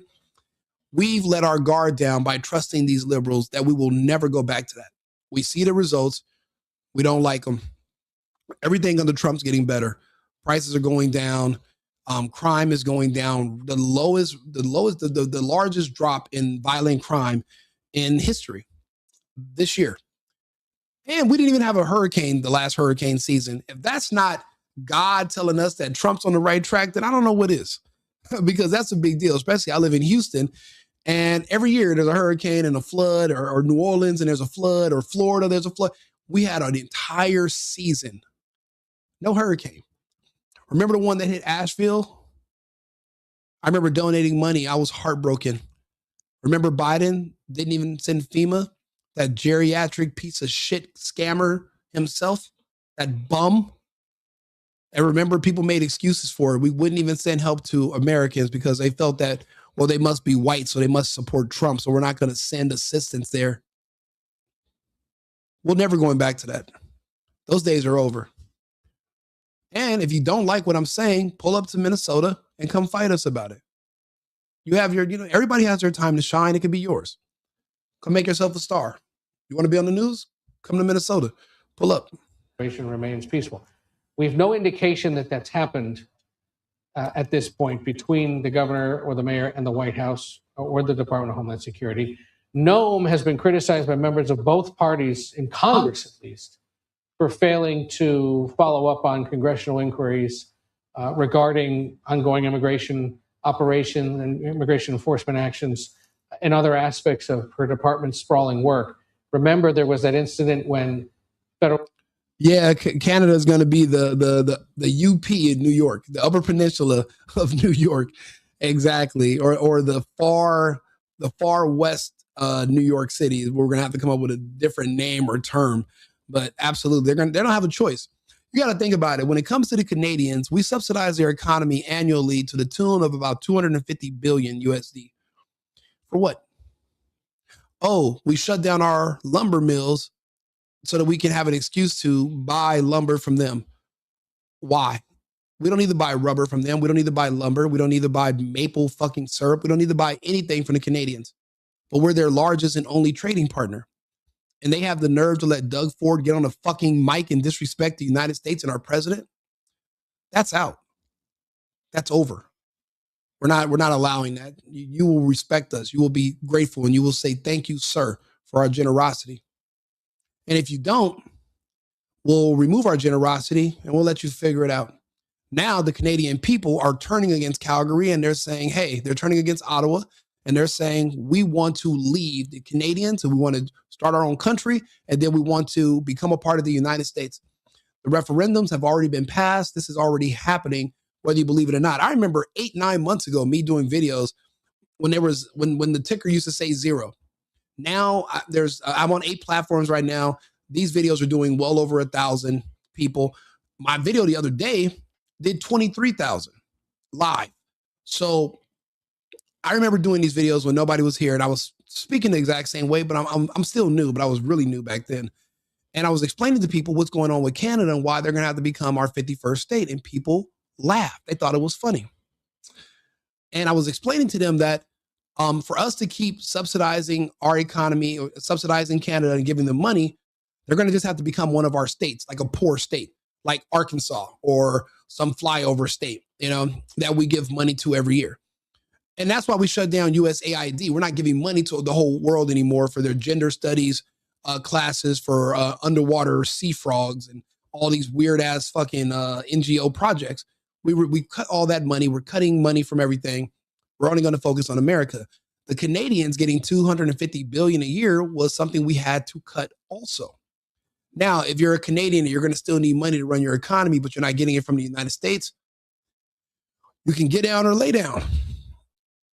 So they decided to get down. So there's Saskatchewan, and then there's also Alberta. So the people of Regina and the people of Edmonton have spoken. They want to be a part of the United States. Toronto, and the other parts of Canada, all the way to Montreal, etc. They seem like they're on the fence. That's fine. But, a hard head will make a soft ass, and they will beg to be a part of the United States. And what we're going to tell them is, you really want to be a part of the United States, vote out all your leaders. Replace them with people that are America first and that want to be a part of the United States, and we'll consider it. And that's the path that we're on now. They will appreciate their American citizenship. Also, they'll be able to have arms so they can protect themselves. The current leadership in Canada did a report that said, if you're ever faced with a home invasion crime, we need you to run out of your house. You have the duty to retreat. That's what the policy is in Canada. Where in Florida, for example, the policy is you're going to walk in, but you're going to leave in a cup. We will make sure that we train every homeowner. If you invade our property, if you come into our property, we will be sending your family members will have to replace you, basically. So the Canadians, do you really want to just be victims? Do you really want to be on the losing end of everything? You've already lost you've lost your country. Canada's been invaded. Trudeau finished his dirty work for the globalists in the World Economic Forum, and now he's on a yacht somewhere smashing Katy Perry. But you're still in Canada, and there's a bunch of Somalians in fucking Thunder Bay that are just beating the dog shit out of you and taking and robbing you guys. You guys, don't you want better? Don't you want to be able to defend yourselves? Well, then join us. Join up. Join the Americans. Maybe I should be a spokesperson. I don't know. I just live here, and I understand what the United States has done for me and my family, and I understand the benefits. Who knew I could articulate it this way and have these conversations? But here I am. American products are toxic as fuck and far from as far as food goes. Absolutely. That's why Robert F. Kennedy Jr., HHS Secretary, is removing the slop from our food. the dyes, the processed meat, the chemicals. The United States our food is killing us here on top of our vaccine schedule, but the food is definitely a huge problem. You've been to Thunder Bay? I have. I used to live in Canada. I used to live in Toronto. I do business with people from Thunder Bay through Calgary up to Edmonton. I've been to Vancouver once, really pretty place. Lots of Chinese. It's like I said, I lived in Toronto. I lived in an area outside of Toronto called Woodbridge. It used to be an Italian area. Now it's Iraqi. So, I've seen the demographics change. I've seen a lot. I feel bad for Canada because I used to love it. There's beautiful women there. And then you got OVO, you got Carabana. I mean, it's a beautiful place for about 2 months. And then the rest of the year is fucked. You're an icicle. But for 2 months, it's paradise. RFK is changing the food supply. Absolutely. We have to support them. That's why when you hear people saying anything negative about them, you must counter them at all costs, at all times. The best that we can do as Americans is exercise our free speech. Other parts of the world, because I speak German, I speak Spanish, French, so I live in these other countries, and my friends in other countries, they cannot get on the internet and put a microphone and have these conversations where we talk about anything. Even my friends in the UK, they'll be arrested if they speak out against illegal immigration or legal immigration, for that matter. They'll go to prison. They'll be arrested, and they'll let a rapist Islamist out of jail just to lock up a white person who's speaking ill against immigration. Just ask Tony Robbins. When we're in the United States and we're speaking out against these things, we're not just speaking for us Americans in our local area. We're speaking for the world. These other countries depend on us. My friends in Melbourne, my friends in Gold Coast, my friends in Sydney, my friends in, different parts of Australia, for example, they're depending on me and other Americans to speak about their country and what's happening, to speak about what's going on in Europe and the UK and about how Germany's been deindustrialized and now the entire Europe is in a recession. There are only like 4 countries doing good in Europe right now, and those are the countries that resisted the World Economic Forum's request to allow their borders to be overrun with the third world from Northern Africa and the Middle East. That's Hungary, that's Poland. There's like 2 other countries. And those are the only countries we're going to have any dealings with in Europe. The rest of Europe is cooked. It's done. So we're not even dealing with the rest of Europe anymore. We don't need to. We're only going to deal with the parts of Europe that we have an ideological, where we have more ideologically in common. We have more ideologically in common with the Russians than we do with the with people in London in the UK, the British. We have more ideologically in common with the Russians than we do with the Brits now. That's huge. They're not even really our friends anymore. They're literally thinking about unilaterally attacking the Russians so that we'll be forced to come save them. And now they're threatening to attack us because of, well, what are they threatening us over now? The UK was threatening the United States over Venezuela. And they were also threatening us over, I believe, Canada. And I'm like, you guys don't even have an army. You don't have a military. You can't threaten us. You're not in that position. But you're talking greasy. Like we won't just slap dog shit out of you for fun. It doesn't make any sense. Yeah, we, as in Americans, patriots, we, not like the French, we. C'est passé, we. How's being diseased and broke because your medical debts are sky high and can't even afford medical care freedom? Healthcare is freedom. Yeah, but your healthcare is your responsibility as well. You're an adult. Expecting daddy government or somebody to come save you and pay your bills, well, then you might as well just join Ellen and go to the front lines of Minnesota and beg us for help, because that's not the case. Grow up, be an adult, be a patriot, be an American, take care of yourself and take care of your family on your own. Don't beg me and my tax dollars to do it. It's not my responsibility. It's yours. Russia lives under tyranny. I disagree. Tethers unite. Why not? There's no shame in that. I mean, our families chose to bring us to the United States. That's what a tether is, and so be it. I don't take it as a slur. I take it as a compliment. The natural born Americans are ungrateful. They're spoiled children, and they don't see this country the way I do. They don't even think it's beautiful. They don't even claim America. They'll rather claim a street gang before they claim to be an American. Cuba could profit so much from tourism. We would love it. We did. We used to be a beautiful country with a booming economy. The problem is the blacks in your country will always vote you into communism. But the problem is you can't vote your way out of it. So that's why when they restrict people's rights to vote, I get it. I understand. In the United States, it is literally black people who 100% vote Democrat, and they will vote us into communism.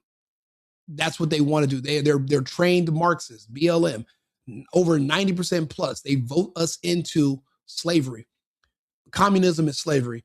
Black people in Cuba literally put Fidel in power. That's why they did the Bay of Pigs and exiled everybody that was fair skinned and white. And they entrenched themselves in Marxism and communism. And we've been poor pieces of shit in Cuba ever since.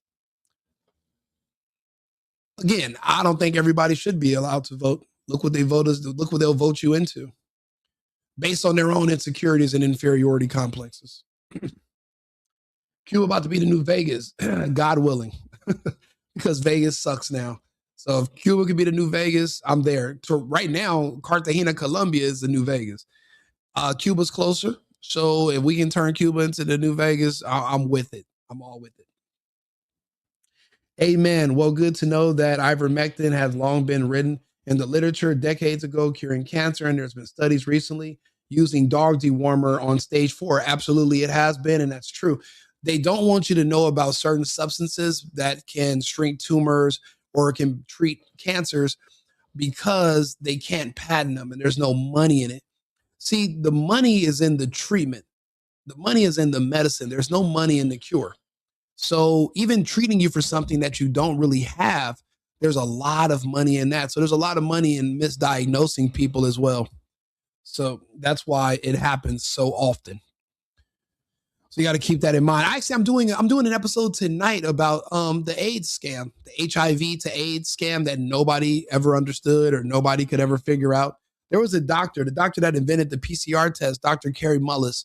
He had a lot to say about it, and he had a lot to say about that piece of shit, fucking midget, dwarf, hobbit, Dr. Fauci. And I want you guys to hear what he has to say. So make sure you like the page, subscribe, even if it's just so you can hear this other information that you never heard. I mean, if you're curious to find out what other information is out there and you want to have these conversations, like the channel, subscribe. I see there's a bunch of new subscribers. People are sending donations. I appreciate all the support. And I'm here for you. I'm here to have these conversations. You got to think about it. One day, right in the future, what if I want to run for politics? Guess how I would do it? I would come on live like I'm doing today, and I would tell you guys all my thoughts on all my positions on every topic. And then I would ask you as the audience, you tell me which state needs me the most in their politics right now. And I would relocate to that state. So you guys would literally, like, who needs me the most is what I would do. And I would just literally talk to everyone right here, just like this. And I'd build a studio at wherever I live in whatever position. If I'm in the governor's mansions, for example, I would build a big studio in there.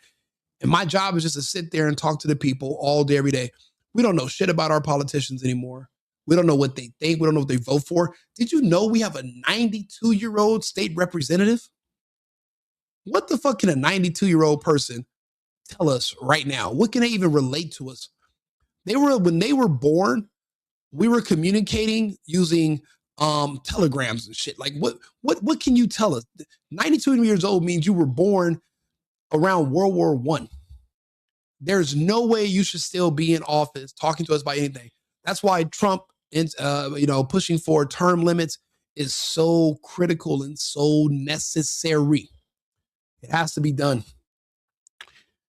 The cancer drugs caused AIDS, absolutely. And they're saying that the flu shot eventually is what causes Alzheimer's and dementia. That treatment is extremely expensive, but that's why the flu shot is free. See, you're learning so much from me. I'm saving you. I'm saving your kids. I'm helping you across the board, right? I'm also trying to help. I'm calibrating your moral compass for you. You have to subscribe. You have to tune in. You got to like these videos. You have to, be a part of this community, my media network. I see people following Tim Pool. He crashes out on Candace Owens. A lot of people don't even fuck with him anymore because it's like, obviously you're for sale. It was an unnecessary crash out. Unnecessary. So there's going to have to be other personalities that can read the news and come into these spaces that are going to talk to you. I'm putting in my bid. I'm actually applying to be the next person to entertain you during these prime slots during the day. So I'm applying for that position in your life. I want to be one of the people you look to. You don't have to go to Don Lemon or Anderson Cooper or some other pedo. You don't have to go through them. You can listen to me. You can talk to me because I'm interactive. I'm not catching every single chat, but if you super chat or something, I'm going to see it. I only recently was able to get monetized on YouTube and only on one of my channels on the Right Wing Rico channel. Even though it has less subscribers than the single boyfriend, I don't know how I got to that status further. And I don't really know what it means. I just know people can super chat. But in the future, when we're having these conversations, I'll be able to see your chat stick out and we'll be able to talk and, we can go over anything that's on your mind. And I'll talk to you guys every single day. Like other governors, I didn't even know the governor's name until lockdown. But before lockdown for COVID, for the scamdemic, nobody knew anything about politics. I never knew that my governor was essentially the state's president and my state was really its own country, but we're under a federal umbrella. Because I didn't know anything, that when everything happened, I was caught with my pants down and I don't like being caught off guard. So now I make it my business to know everything that's going on with everything that's going on, So that's why I'm here. I'm here to talk to you. Go to Alabama. They need more cousins making. Hey, you know what? Somebody's got to make the babies, I guess. I mean, we need more babies. We need the babies. We can't just replace Americans with illegals. That's not the answer. That's how Trump would say it. That's my my bullshit paper Trump impression. The babies. Manderson Pooper is crazy. Manderson. Oh man. World War I was a decade and a half after it. Yeah. No, we have politicians in their late 80s, and I have no idea how are they even still in power? Why are they who's reelecting these people and why? So the thing is, people like myself that are transparent, that want to talk to our constituents or people in our communities or people in our states, we will eventually be the beacons of light that will apply for these positions. And we'll sit here and talk to people and we'll figure out how to improve our areas and our states individually.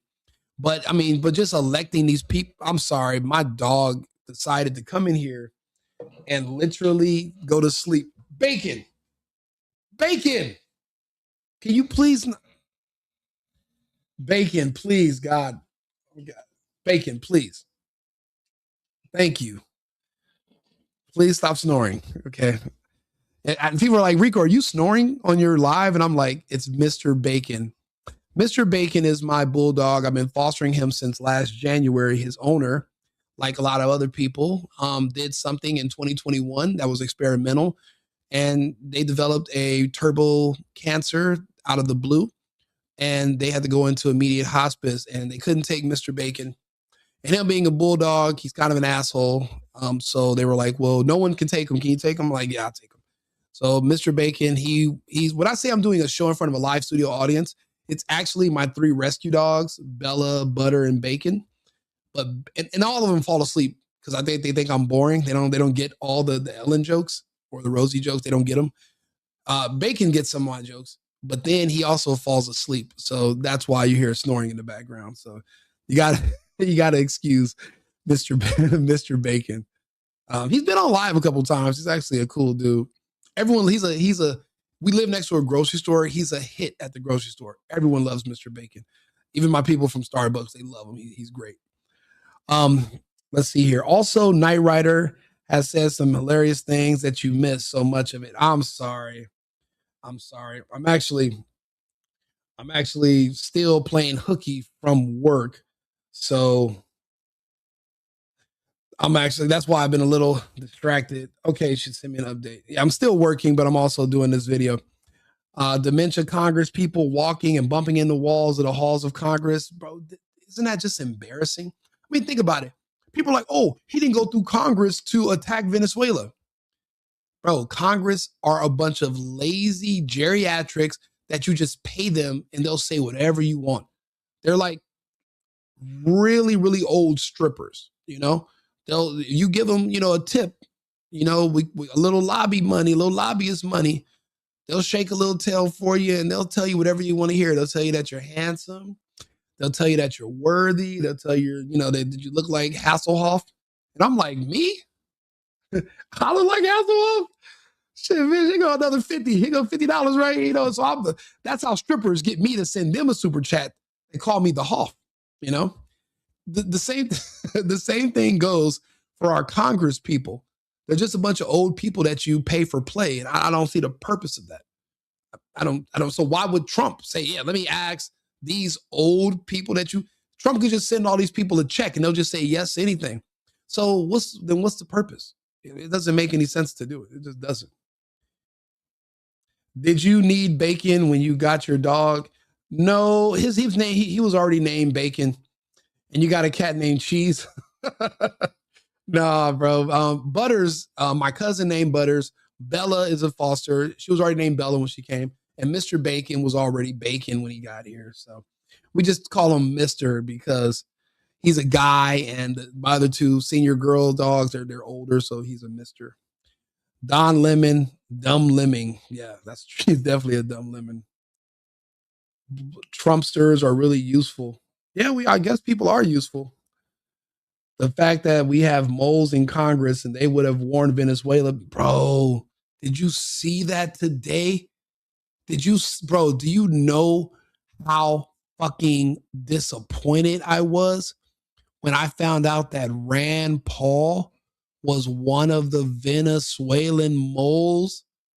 I love Ron and Rand Paul. I thought they were great. What do you mean he was dealing with Venezuela and Maduro?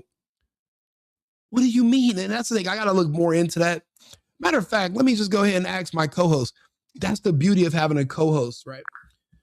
Hey, Arthur, quick question. Can you talk to me about what recently came out about Rand Paul and his connection to Maduro? What the fuck is going on, Arthur? Talk to me, please. Certainly. Let me...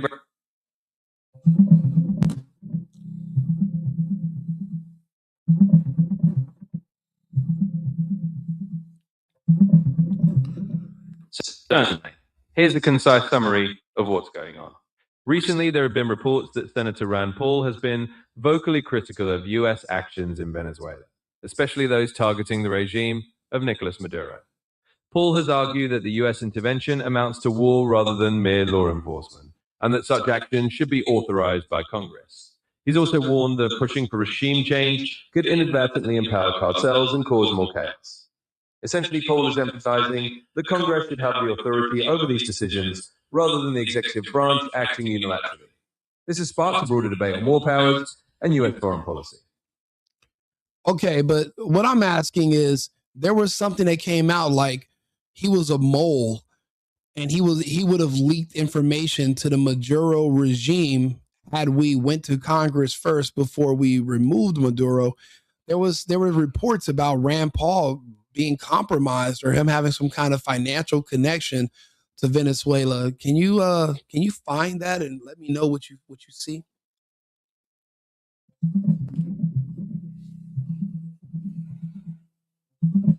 I've looked into the matter, and there's no verified information or credible.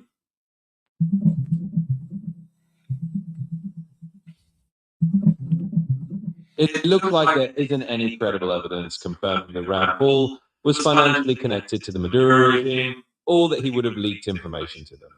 What we have is essentially unverified allegations from non-mainstream sources and no reputable news outlet or governmental body has substantiated such claims. In short, there's no solid foundation for those reports. If you need a more detailed investigation into public financial disclosures or anything like that, just let me know.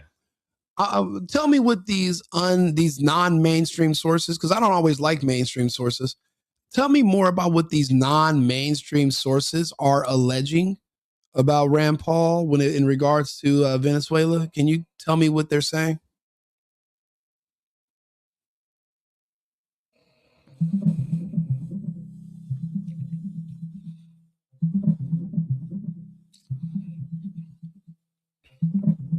Sure. In a nutshell, here's what those non-mainstream.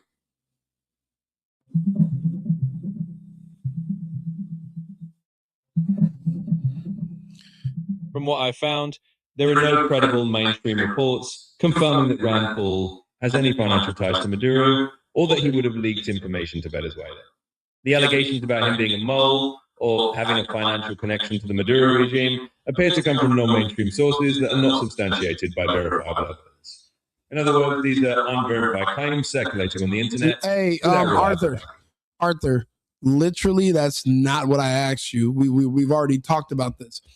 I asked you for the non-mainstream sources and what they're alleging, and you literally stopped yourself and went back. You're acting like a co-host on CNN. I'm going to need you to be my co-host, and I'm going to need you, in a nutshell, to tell me what those non-mainstream sources are alleging. Don't do the CNN thing. Just do what I'm asking you to do, okay?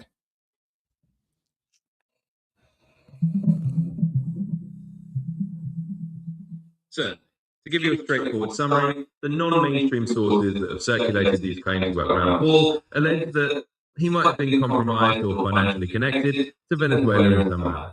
In other words, these fringe sources suggest he could have been in a position to leak information to the Maduro regime if Congress had been involved in certain decisions. However, these are just unverified claims from non-mainstream sources and not corroborated by any credible or authoritative reports. Essentially, these remain speculative allegations without substantiation. Yeah, so it could have just been a smear against Rand Paul because he's speaking out.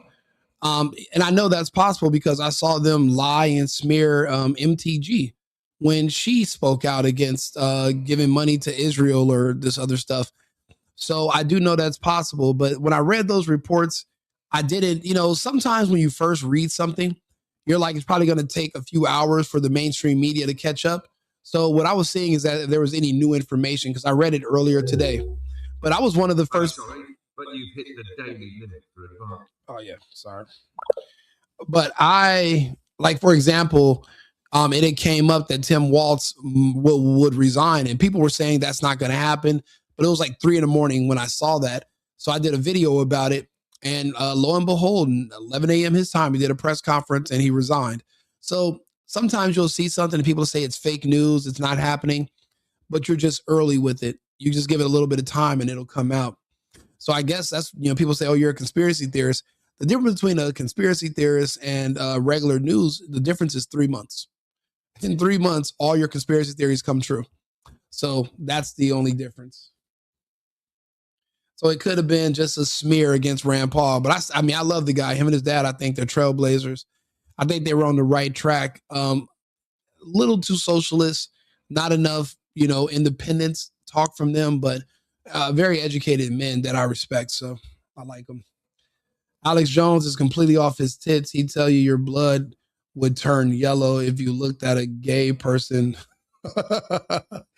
I'll be honest. I love Alex Jones. It's just the same way somebody as smart as Charlie Kirk for so long had a blind spot when it came to a country called Israel, that whenever he would apply his same moral compass that he has that works for everything else, he would apply it to Israel and it would just spin in a circle and it's like they can't make heads or tails what they're saying. I feel like that's Alex Jones for the first time in his history when it comes to Candace Owens. I've never seen that guy ad hominem go after individuals and attack them and go crazy. Since when does Alex Jones do that? Everyone's been calling him crazy for years. And that's how you know these people are desperate in the media to get people to turn against her. And don't forget, apparently we're going to war in February against Russia. And they're saying, and it's going to be initiated by the French in conjunction with the UK. They're going to try to drag in all of NATO. They're going to want boots on the ground in the western part of the Ukraine to fight the Russians for a war that was already lost before it began. And they want to drag us into it. The French whistleblower said that they just need Candace Owens to shut up for 90 days because when the war starts, she will be irrelevant by that time. Apparently, they make it seem like she's a person that could literally stop us from going to war, because if she presses this Brigitte Macron situation too much, and it turns out that she was telling the truth about this being a trans man who basically abused and molested Macron, the president, when he was a kid, and they're still together, well, then your military is like, okay, am I going to go over there and die in fighting the Russians on behalf of a gay guy who was abused by his trans husband? Is that something that you really want to be proud of? Like, would you think about it? If you're a soldier, would you go die for a trans or gay commander in chief? Personally, I would not. And they're talking about Candace Owens needs to just shut up because she's telling the truth. And if the French people are saying, we don't want to send our sons and daughters to die for a gay man and his husband, no, we don't want to do that. So maybe Candace Owens is going to be what saves the world, because her words are scaring the hell out of people. Like I said, when I seen Tim Pool, Alex Jones, people that need money. Tim Pool was recently talking about how they can't afford to keep the show going, needs money. Alex Jones has been sued for 1.9 gazillion because of Sandy Hook, needs money. And when these people who have a lot of money come to you and they dangle it in your face like a carrot, they tell you what they need you to do for that money, and then you do it. I mean, you're going to see them act out of character. Brandon Tatum, that was a surprise to me. Some hood guy that turned cop from the ghetto in Texas, talking about Israel. Talk about weird bedfellows, right? So yeah, that's my opinion about Alex Jones. And I love the guy. I mean, I'll be honest with you, he saved a lot of the world from the vaccine. He saved everybody. It was him who platformed. He platformed the man that literally walked us out of the whole. He walked us out of the pandemic when it first started. His name is. Let's see here. What's his name? And I love this guy too. I'm a big fan. I'm just drawing a blank. His name, let's see here. Moon Matrix.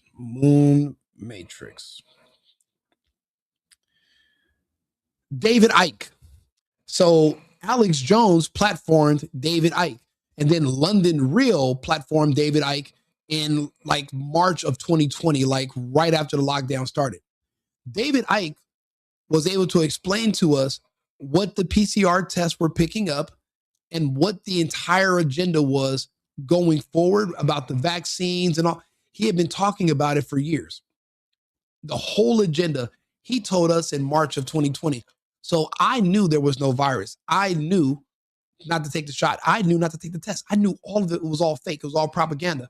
And I knew it was fake because nobody was dying in front of me.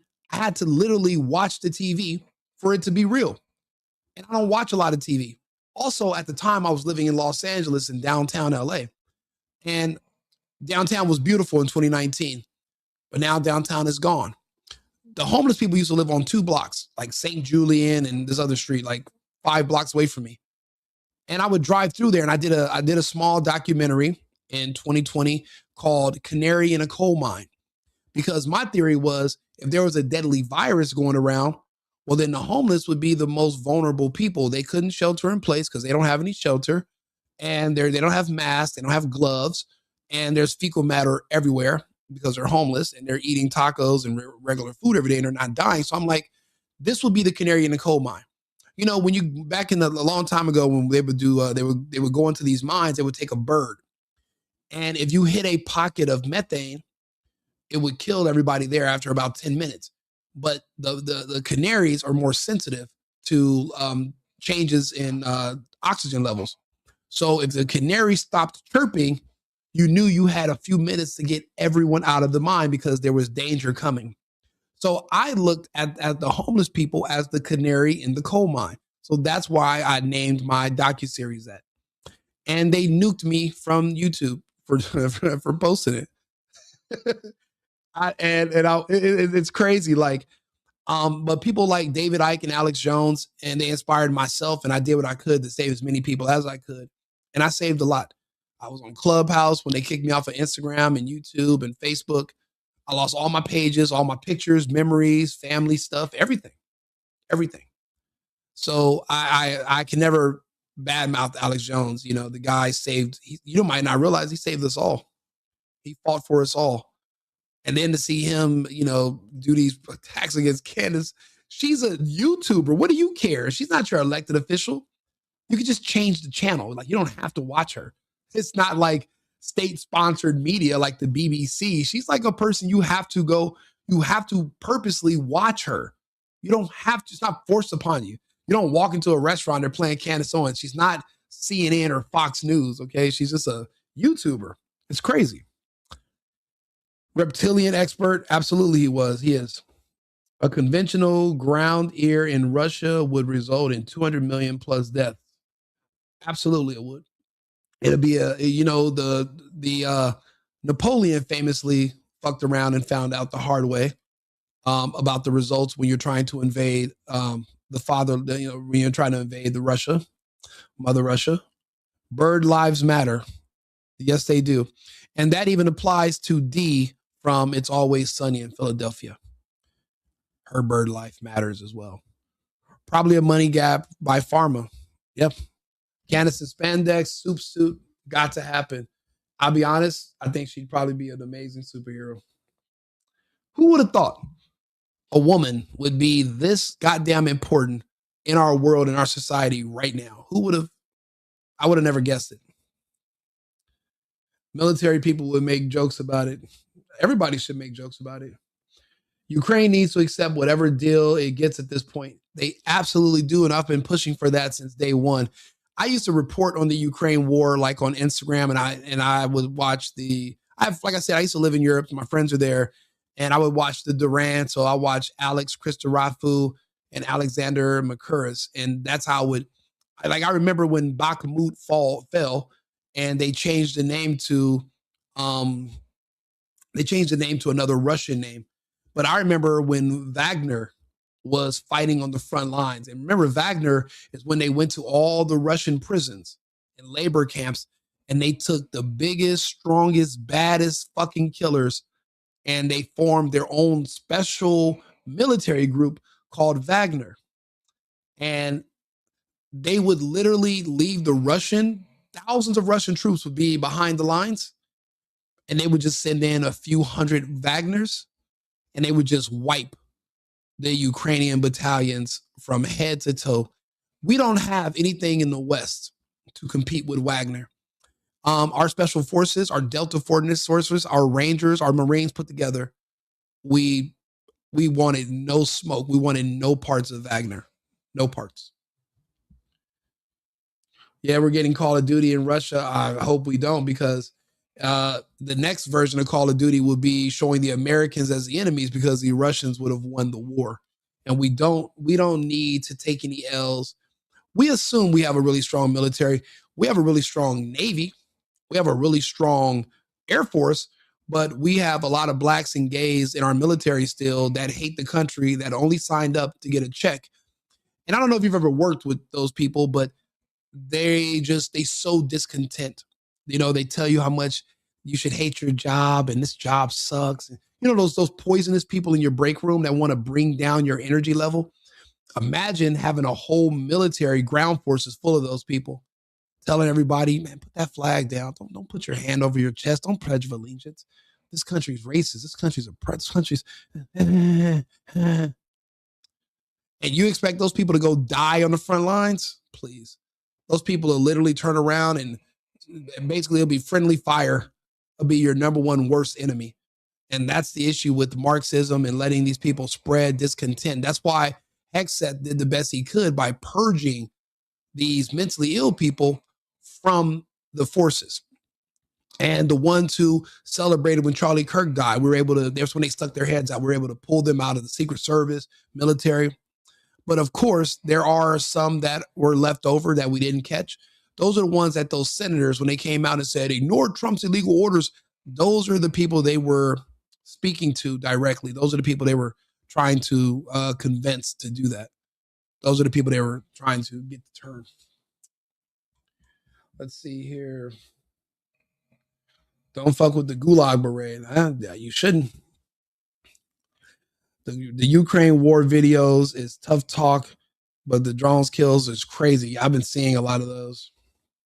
Candace was Charlie's side piece. No, Candace was Charlie's soulmate. And they sent Erica Kirk. She's a honeypot. She's an agent.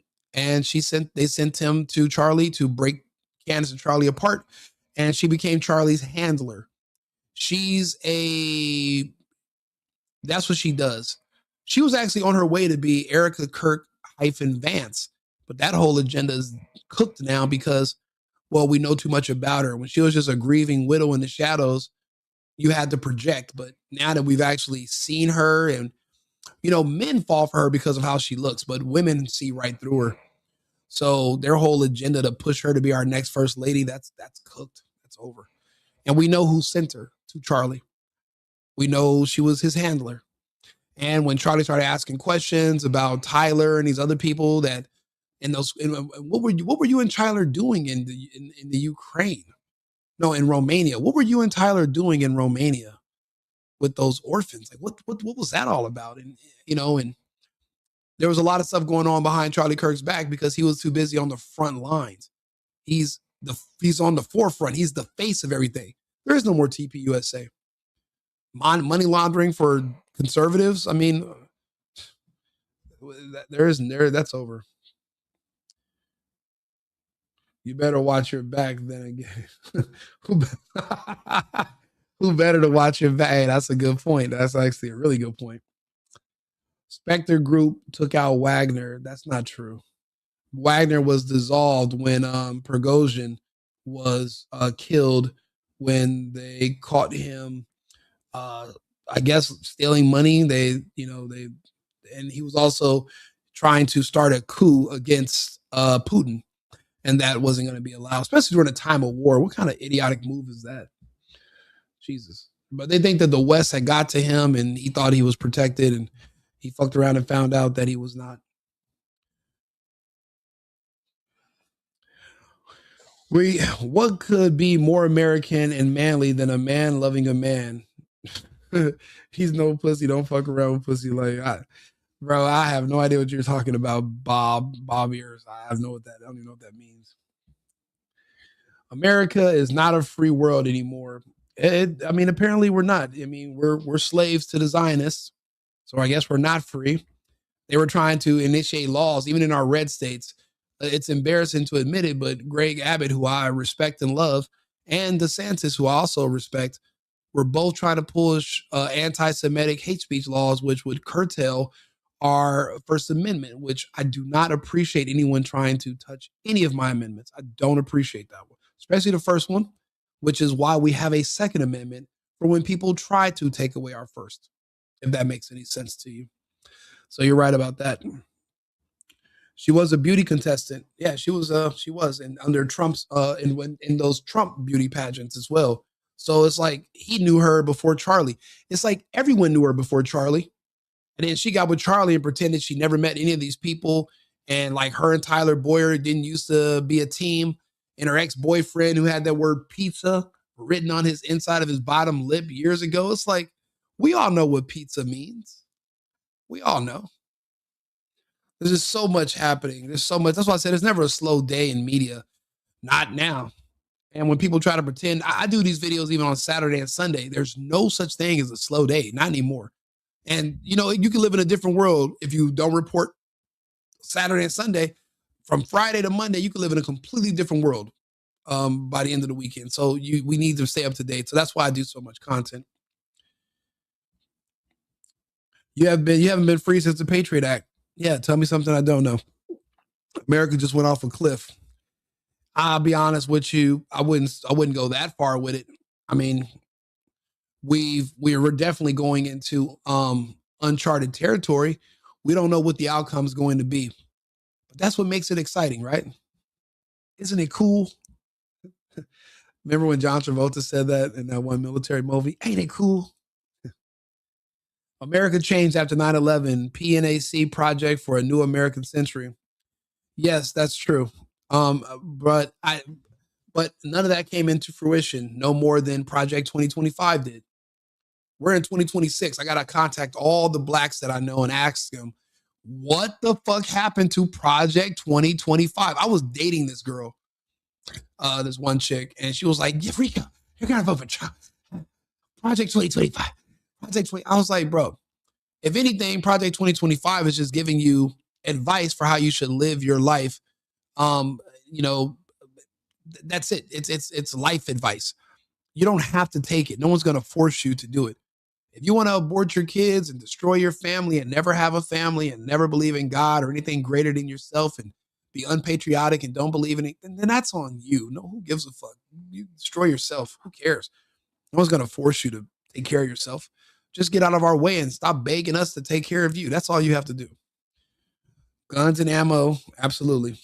Masked men, machine guns, not identifying themselves, murdering civilians that are lesbians wearing blazers and who tried to kill them.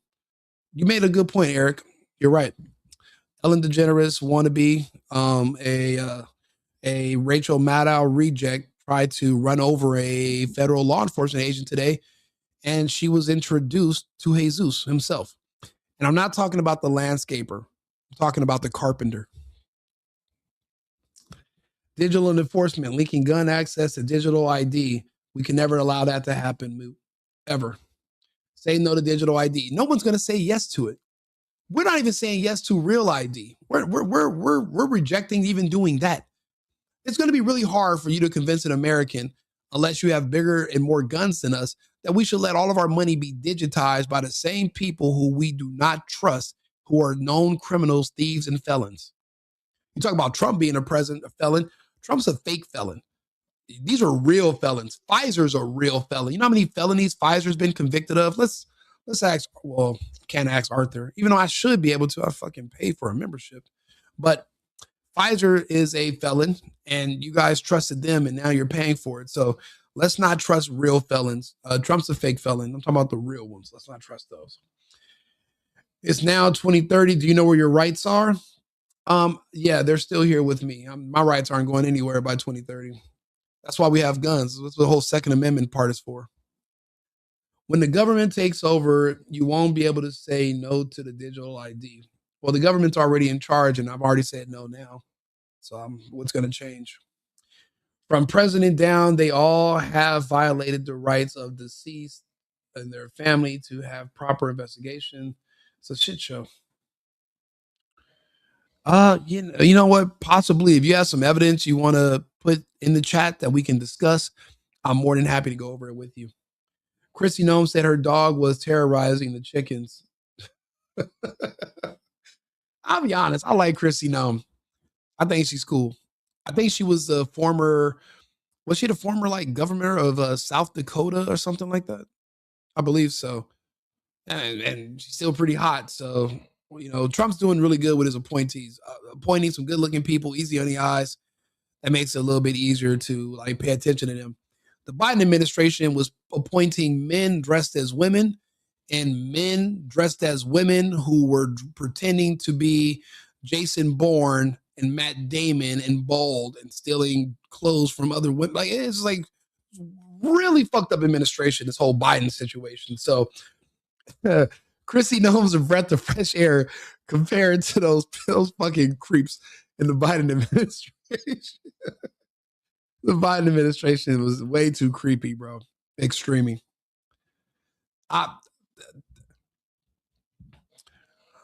JJ, thank you again.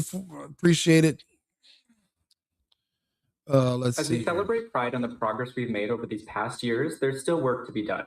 So to the That was a trippy video right there about how those guys are talking about they're coming for your kids. This is Democrats. Oh, you want to know what the Democrats' plans are for your kids? This is when you vote Democrat or when you vote to the left, these people in the comments that hate Trump, this is what they love. Those of you out there who are still working against equal rights, we have a message for you. You think we're sinful? You fight against our rights. You say we all lead lives you can't respect. This is Tim Walz. These are the people, these are Gavin Newsom. These are the people we're fighting. If there's a civil war that's coming, this is what the other side looks like. These are your enemies. But you're just frightened. You think that we'll corrupt your kids if our agenda goes unchecked. Honey, just this once, you're correct. We'll convert your children. Happens bit by bit, subtly, and you will barely notice it. You can keep them from disco, warn about San Francisco. Make them wear pleated pants, we don't care. We'll convert your children. We'll make them tolerant and fair. At first, I didn't get why you'd be so scared of us turning your children into accepting, caring people, but I see now why you'd have a problem. Just like you worried, they'll change their group of friends. You won't approve of where they go at night to protest. But when you'll be disgusted when they start finding things online that you kept far from their sight, like information, guess what? You'll still be alright.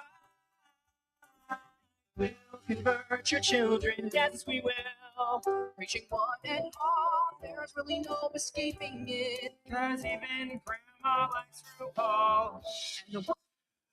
These guys want to fuck your kids. They're going to take your kids by force. What they do is they manipulate them in these schools. They convince them that maybe you're not autistic, maybe you're not socially awkward, maybe you're just gay, maybe you're trans, and they recruit because men can't have their own children. This gay community is the only community that can't reproduce itself.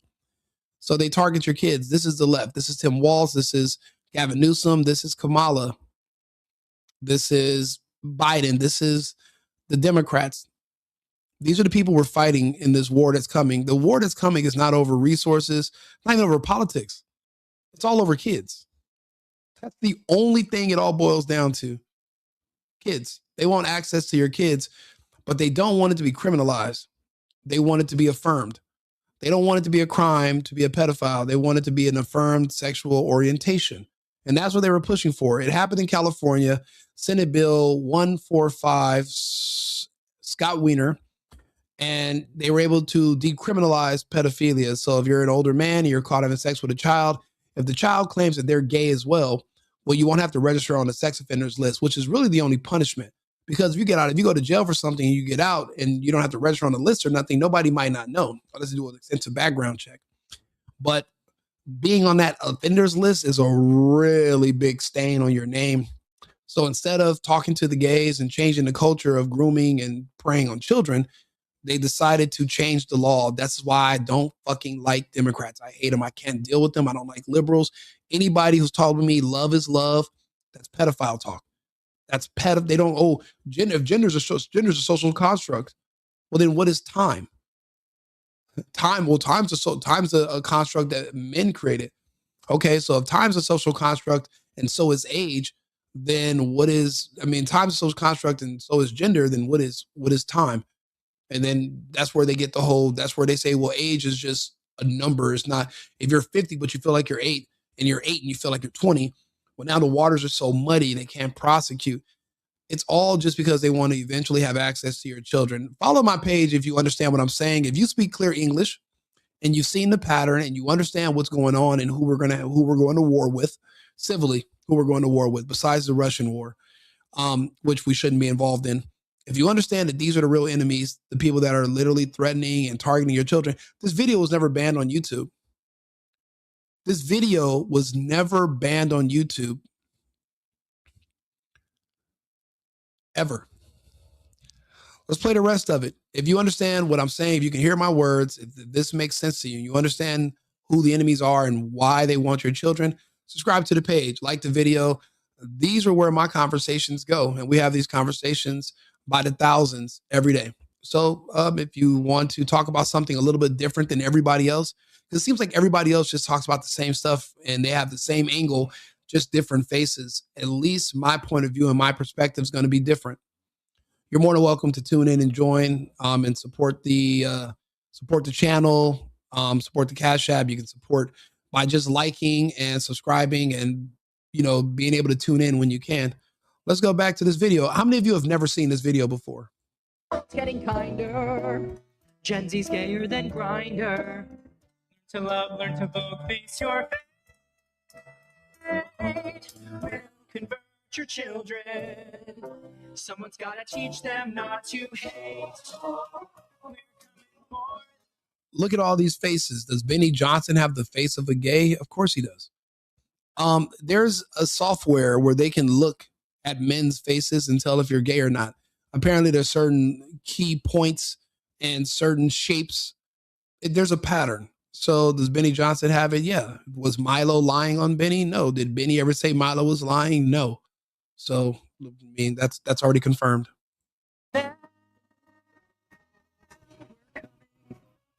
It's mainly men. It's mainly men. So this is the gay men's choir of San Francisco. These are the ones that are playing video games like Roblox, that are trying to speak to your children and get close to them and traumatize them. And then when they grow up, they're so confused and mentally ill that they suicide themselves. That's why I said this gay agenda is really the depopulation agenda, because there's no family, there's no reproduction, there's only suicide and loneliness and pain in the future. And unless you find a group of other people that are also hunting children and you feel warmth in that community and you're willing to die for it, which is where we get these violent trans leftist killers and shooters. And this is all they have. They have nothing else. You have to understand of where we are now. Wherever you think you are in the world, you're somewhere else. All this is going on around you and you are none the wiser. That's why there's a channel like this one, where I will talk to you. We'll talk to each other.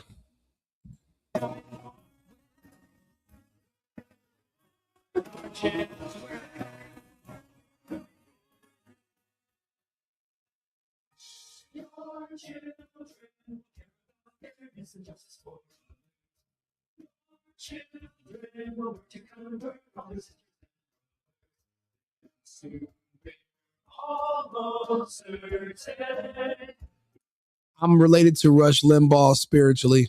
That's why I go by Rico Limbaugh. Me and him have a lot of the same views. And I guess I'm just an extension. Kids will start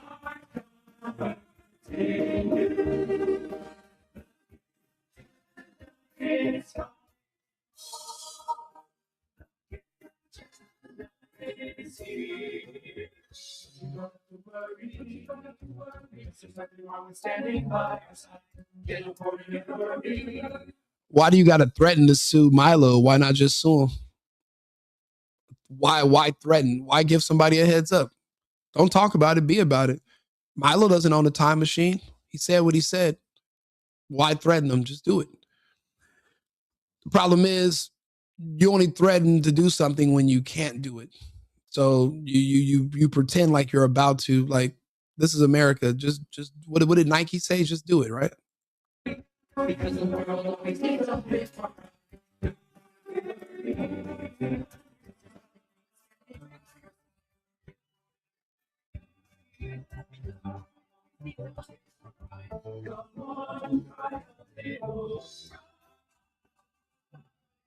Convert your children, then we'll turn to you.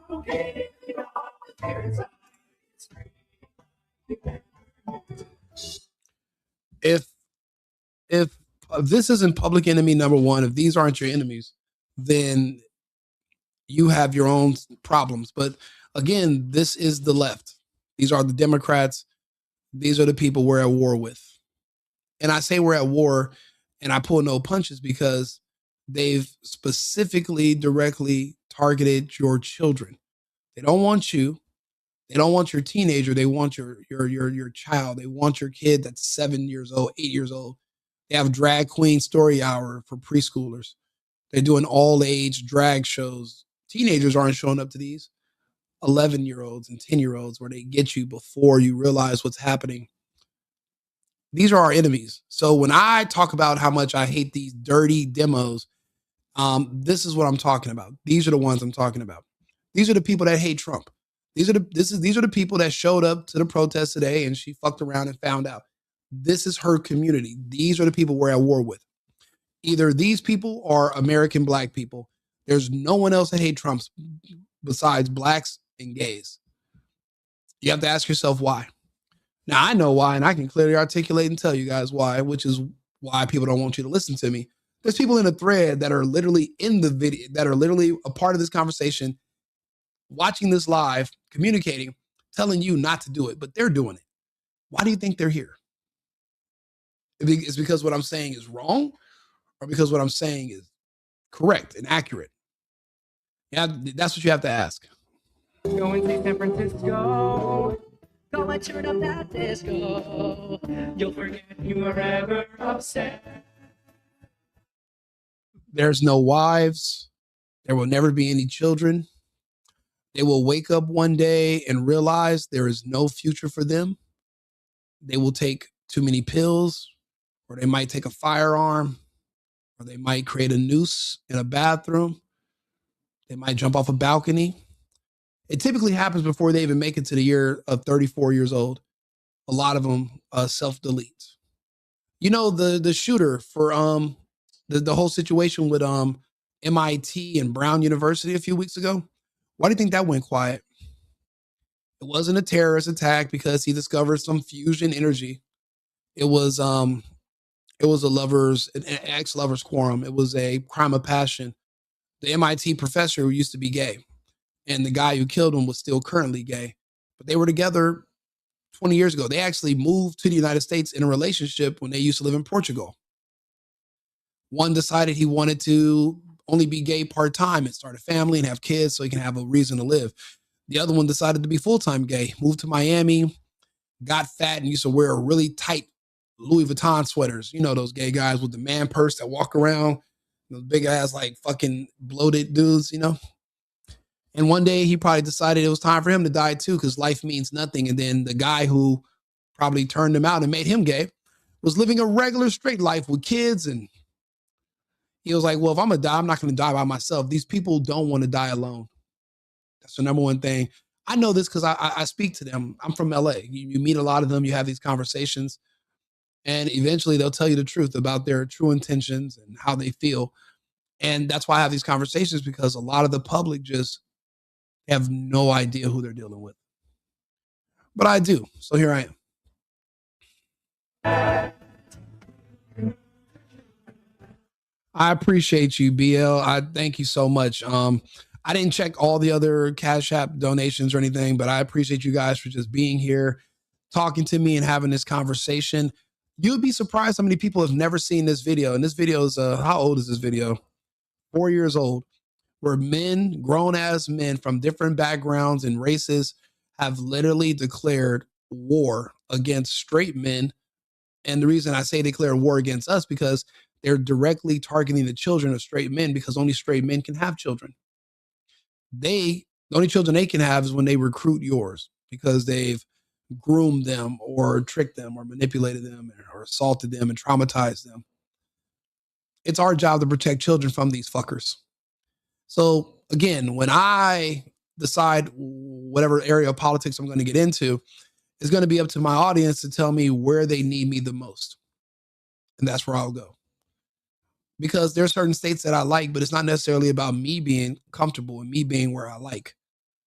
I should be uncomfortable, and I should be somewhere that I probably hate that needs me there. It's for the greater good.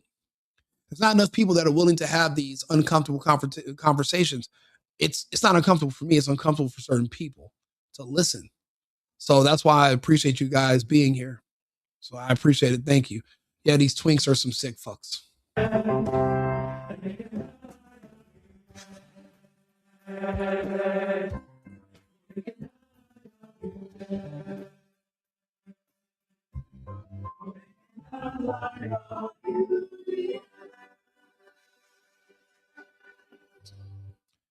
Yeah, in LA, you meet all types of people, and you can't help who you know. Some people, you knew them for years, didn't even know they were gay. You just noticed you never came in here with a girlfriend. You don't have any kids, like, and then you find out later, or you just suspect their proclivities, but you never really know. A lot of people used to keep it secret. It's only recently that people are just bold with their sickness and their mental illness and their predatory nature when it comes to children. This is a new thing. People will usually be in a closet about it. Now they're sticking their heads out and they're feeling a little bit more emboldened since Biden and Harris. Why wouldn't I talk to them? I talk to everybody. I want to know what everybody's thinking. You have to understand people to know if they're your enemy or not. And I've made my decision. They are my enemy. Hurt people, but dead ones can't hurt anybody, which is the correct answer, Mr. Knight Rider. You win. That's the right answer. That's the exact correct answer. They have an army of butt pluggers. It's getting out of hand. They do. What are they singing? We want a pecker. They're singing something worse than that. They're singing a song saying they want to give your children peckers. They want to give it to your son. They want to give pecker to your son. That's what they're singing. We don't want to know what it says about harming innocent children in the Bible. Doesn't matter what it says. What matters is what we're doing today. What a book written allegedly 2,500 years ago is inconsequential to my actions and behavior of today. And that's where it comes with personal accountability and being an adult. Yeah, 9 out of 10 do abuse children. Demonic abomination. Yeah. I like this conversation. I like this chat. We're all on the same page. I appreciate that. Most of us. There's a couple holdouts, but see, when I put on a video like this, the people that are in the chat that are pro this bullshit, they stop talking as much because, well, when we ask them what they think about this, they won't denounce preying on little boys and kids. See, this is their secret. This is when they talk about losing their rights because of Trump. These are the people talking about they lost rights. Well, what rights did you lose? Because you can still vote, right? Still drive. You can still rent an apartment. You can start a business. I'm curious, what rights did you lose? And the right they felt they lost was legal sexual access to children without being prosecuted. And that was actually legislation that passed in California, and it was working its way east until Trump started talking about it. And famously, so did Charlie Kirk, which is why so many gays and trans hated the man, but they could never explain to you why, because they would be embarrassed to basically to brag about how the law that decriminalized pedophilia, that infringed upon their rights to be pedophiles. And it doesn't sound as they don't sound like victims when you say it that way. You sound like a sick fucking predator, which you are. So they can't illustrate it. They can't articulate it. They can't tell you. They just say general things. Trump's taking away our rights, and then they walk away. And then you're like, wait, hold on, wait. What rights? Like, which right did you lose? The reason they never want to tell you is because this is the right they're referring to. The right to have access to kids without being prosecuted and not ending up on a sex offenders list. But the thing is this, now I'm not the only one that knows. Now you know. And now you can explain to others what's happening. No, he didn't do anything to them, but he talked about their plans, and it talked about the Senate bill in California and how they were trying to decriminalize this. And he also talked about the human traffickers and what they do to kids. And I had never heard that stuff before. And he raised my awareness. So imagine how many other people had no idea that there were sick men who were kidnapping children through Central and South America, bringing them across the border by pretending to be their parents and then selling them to people that would molest them and kill them. I had no idea. The FBI knew, and law enforcement knew. Trump talked about it publicly. Now I know. Now you know. Famously, it's one of those videos that made me become a Trump supporter. I had never heard it. I hated the guy. I thought he was a piece of shit. And I used to argue with Hispanic people who were supporting him. But I was wondering, like, why are all my arguments about race? Like, you shouldn't support somebody politically based on how you look or how they look. Like, that sounds pretty stupid. Not voting for somebody because of their race makes just as much sense as voting for them because of their race, which that's idiotic. And once I saw those videos of what Trump was speaking out against, I realized how much time I wasted a man that I had a lot more in common with than these fucking creeps. So here we are. Here we are now. Now I'm here. So, yeah, they're kidnappers. They're human traffickers. That's exactly what they are. So I'm glad that we could have this conversation. I have like 3 other topics to do tonight, and I have to finish up some paperwork for work stuff. I'll be back on in about a half an hour. Please like the channel, subscribe. I appreciate the donations to everyone. I'll read them out when I get back on live next time. Remember, everybody, America first, America only. I've been needing to find a new apartment, which has not been easy with credit as bad as mine. Luckily, I found cosigning.com. They connected me with a cosigner who helped me get my dream apartment for me and my dog. I just paid a small fee and was able to move in fast. Get the cosigner you need for the apartment you want. Check out cosigning.com today.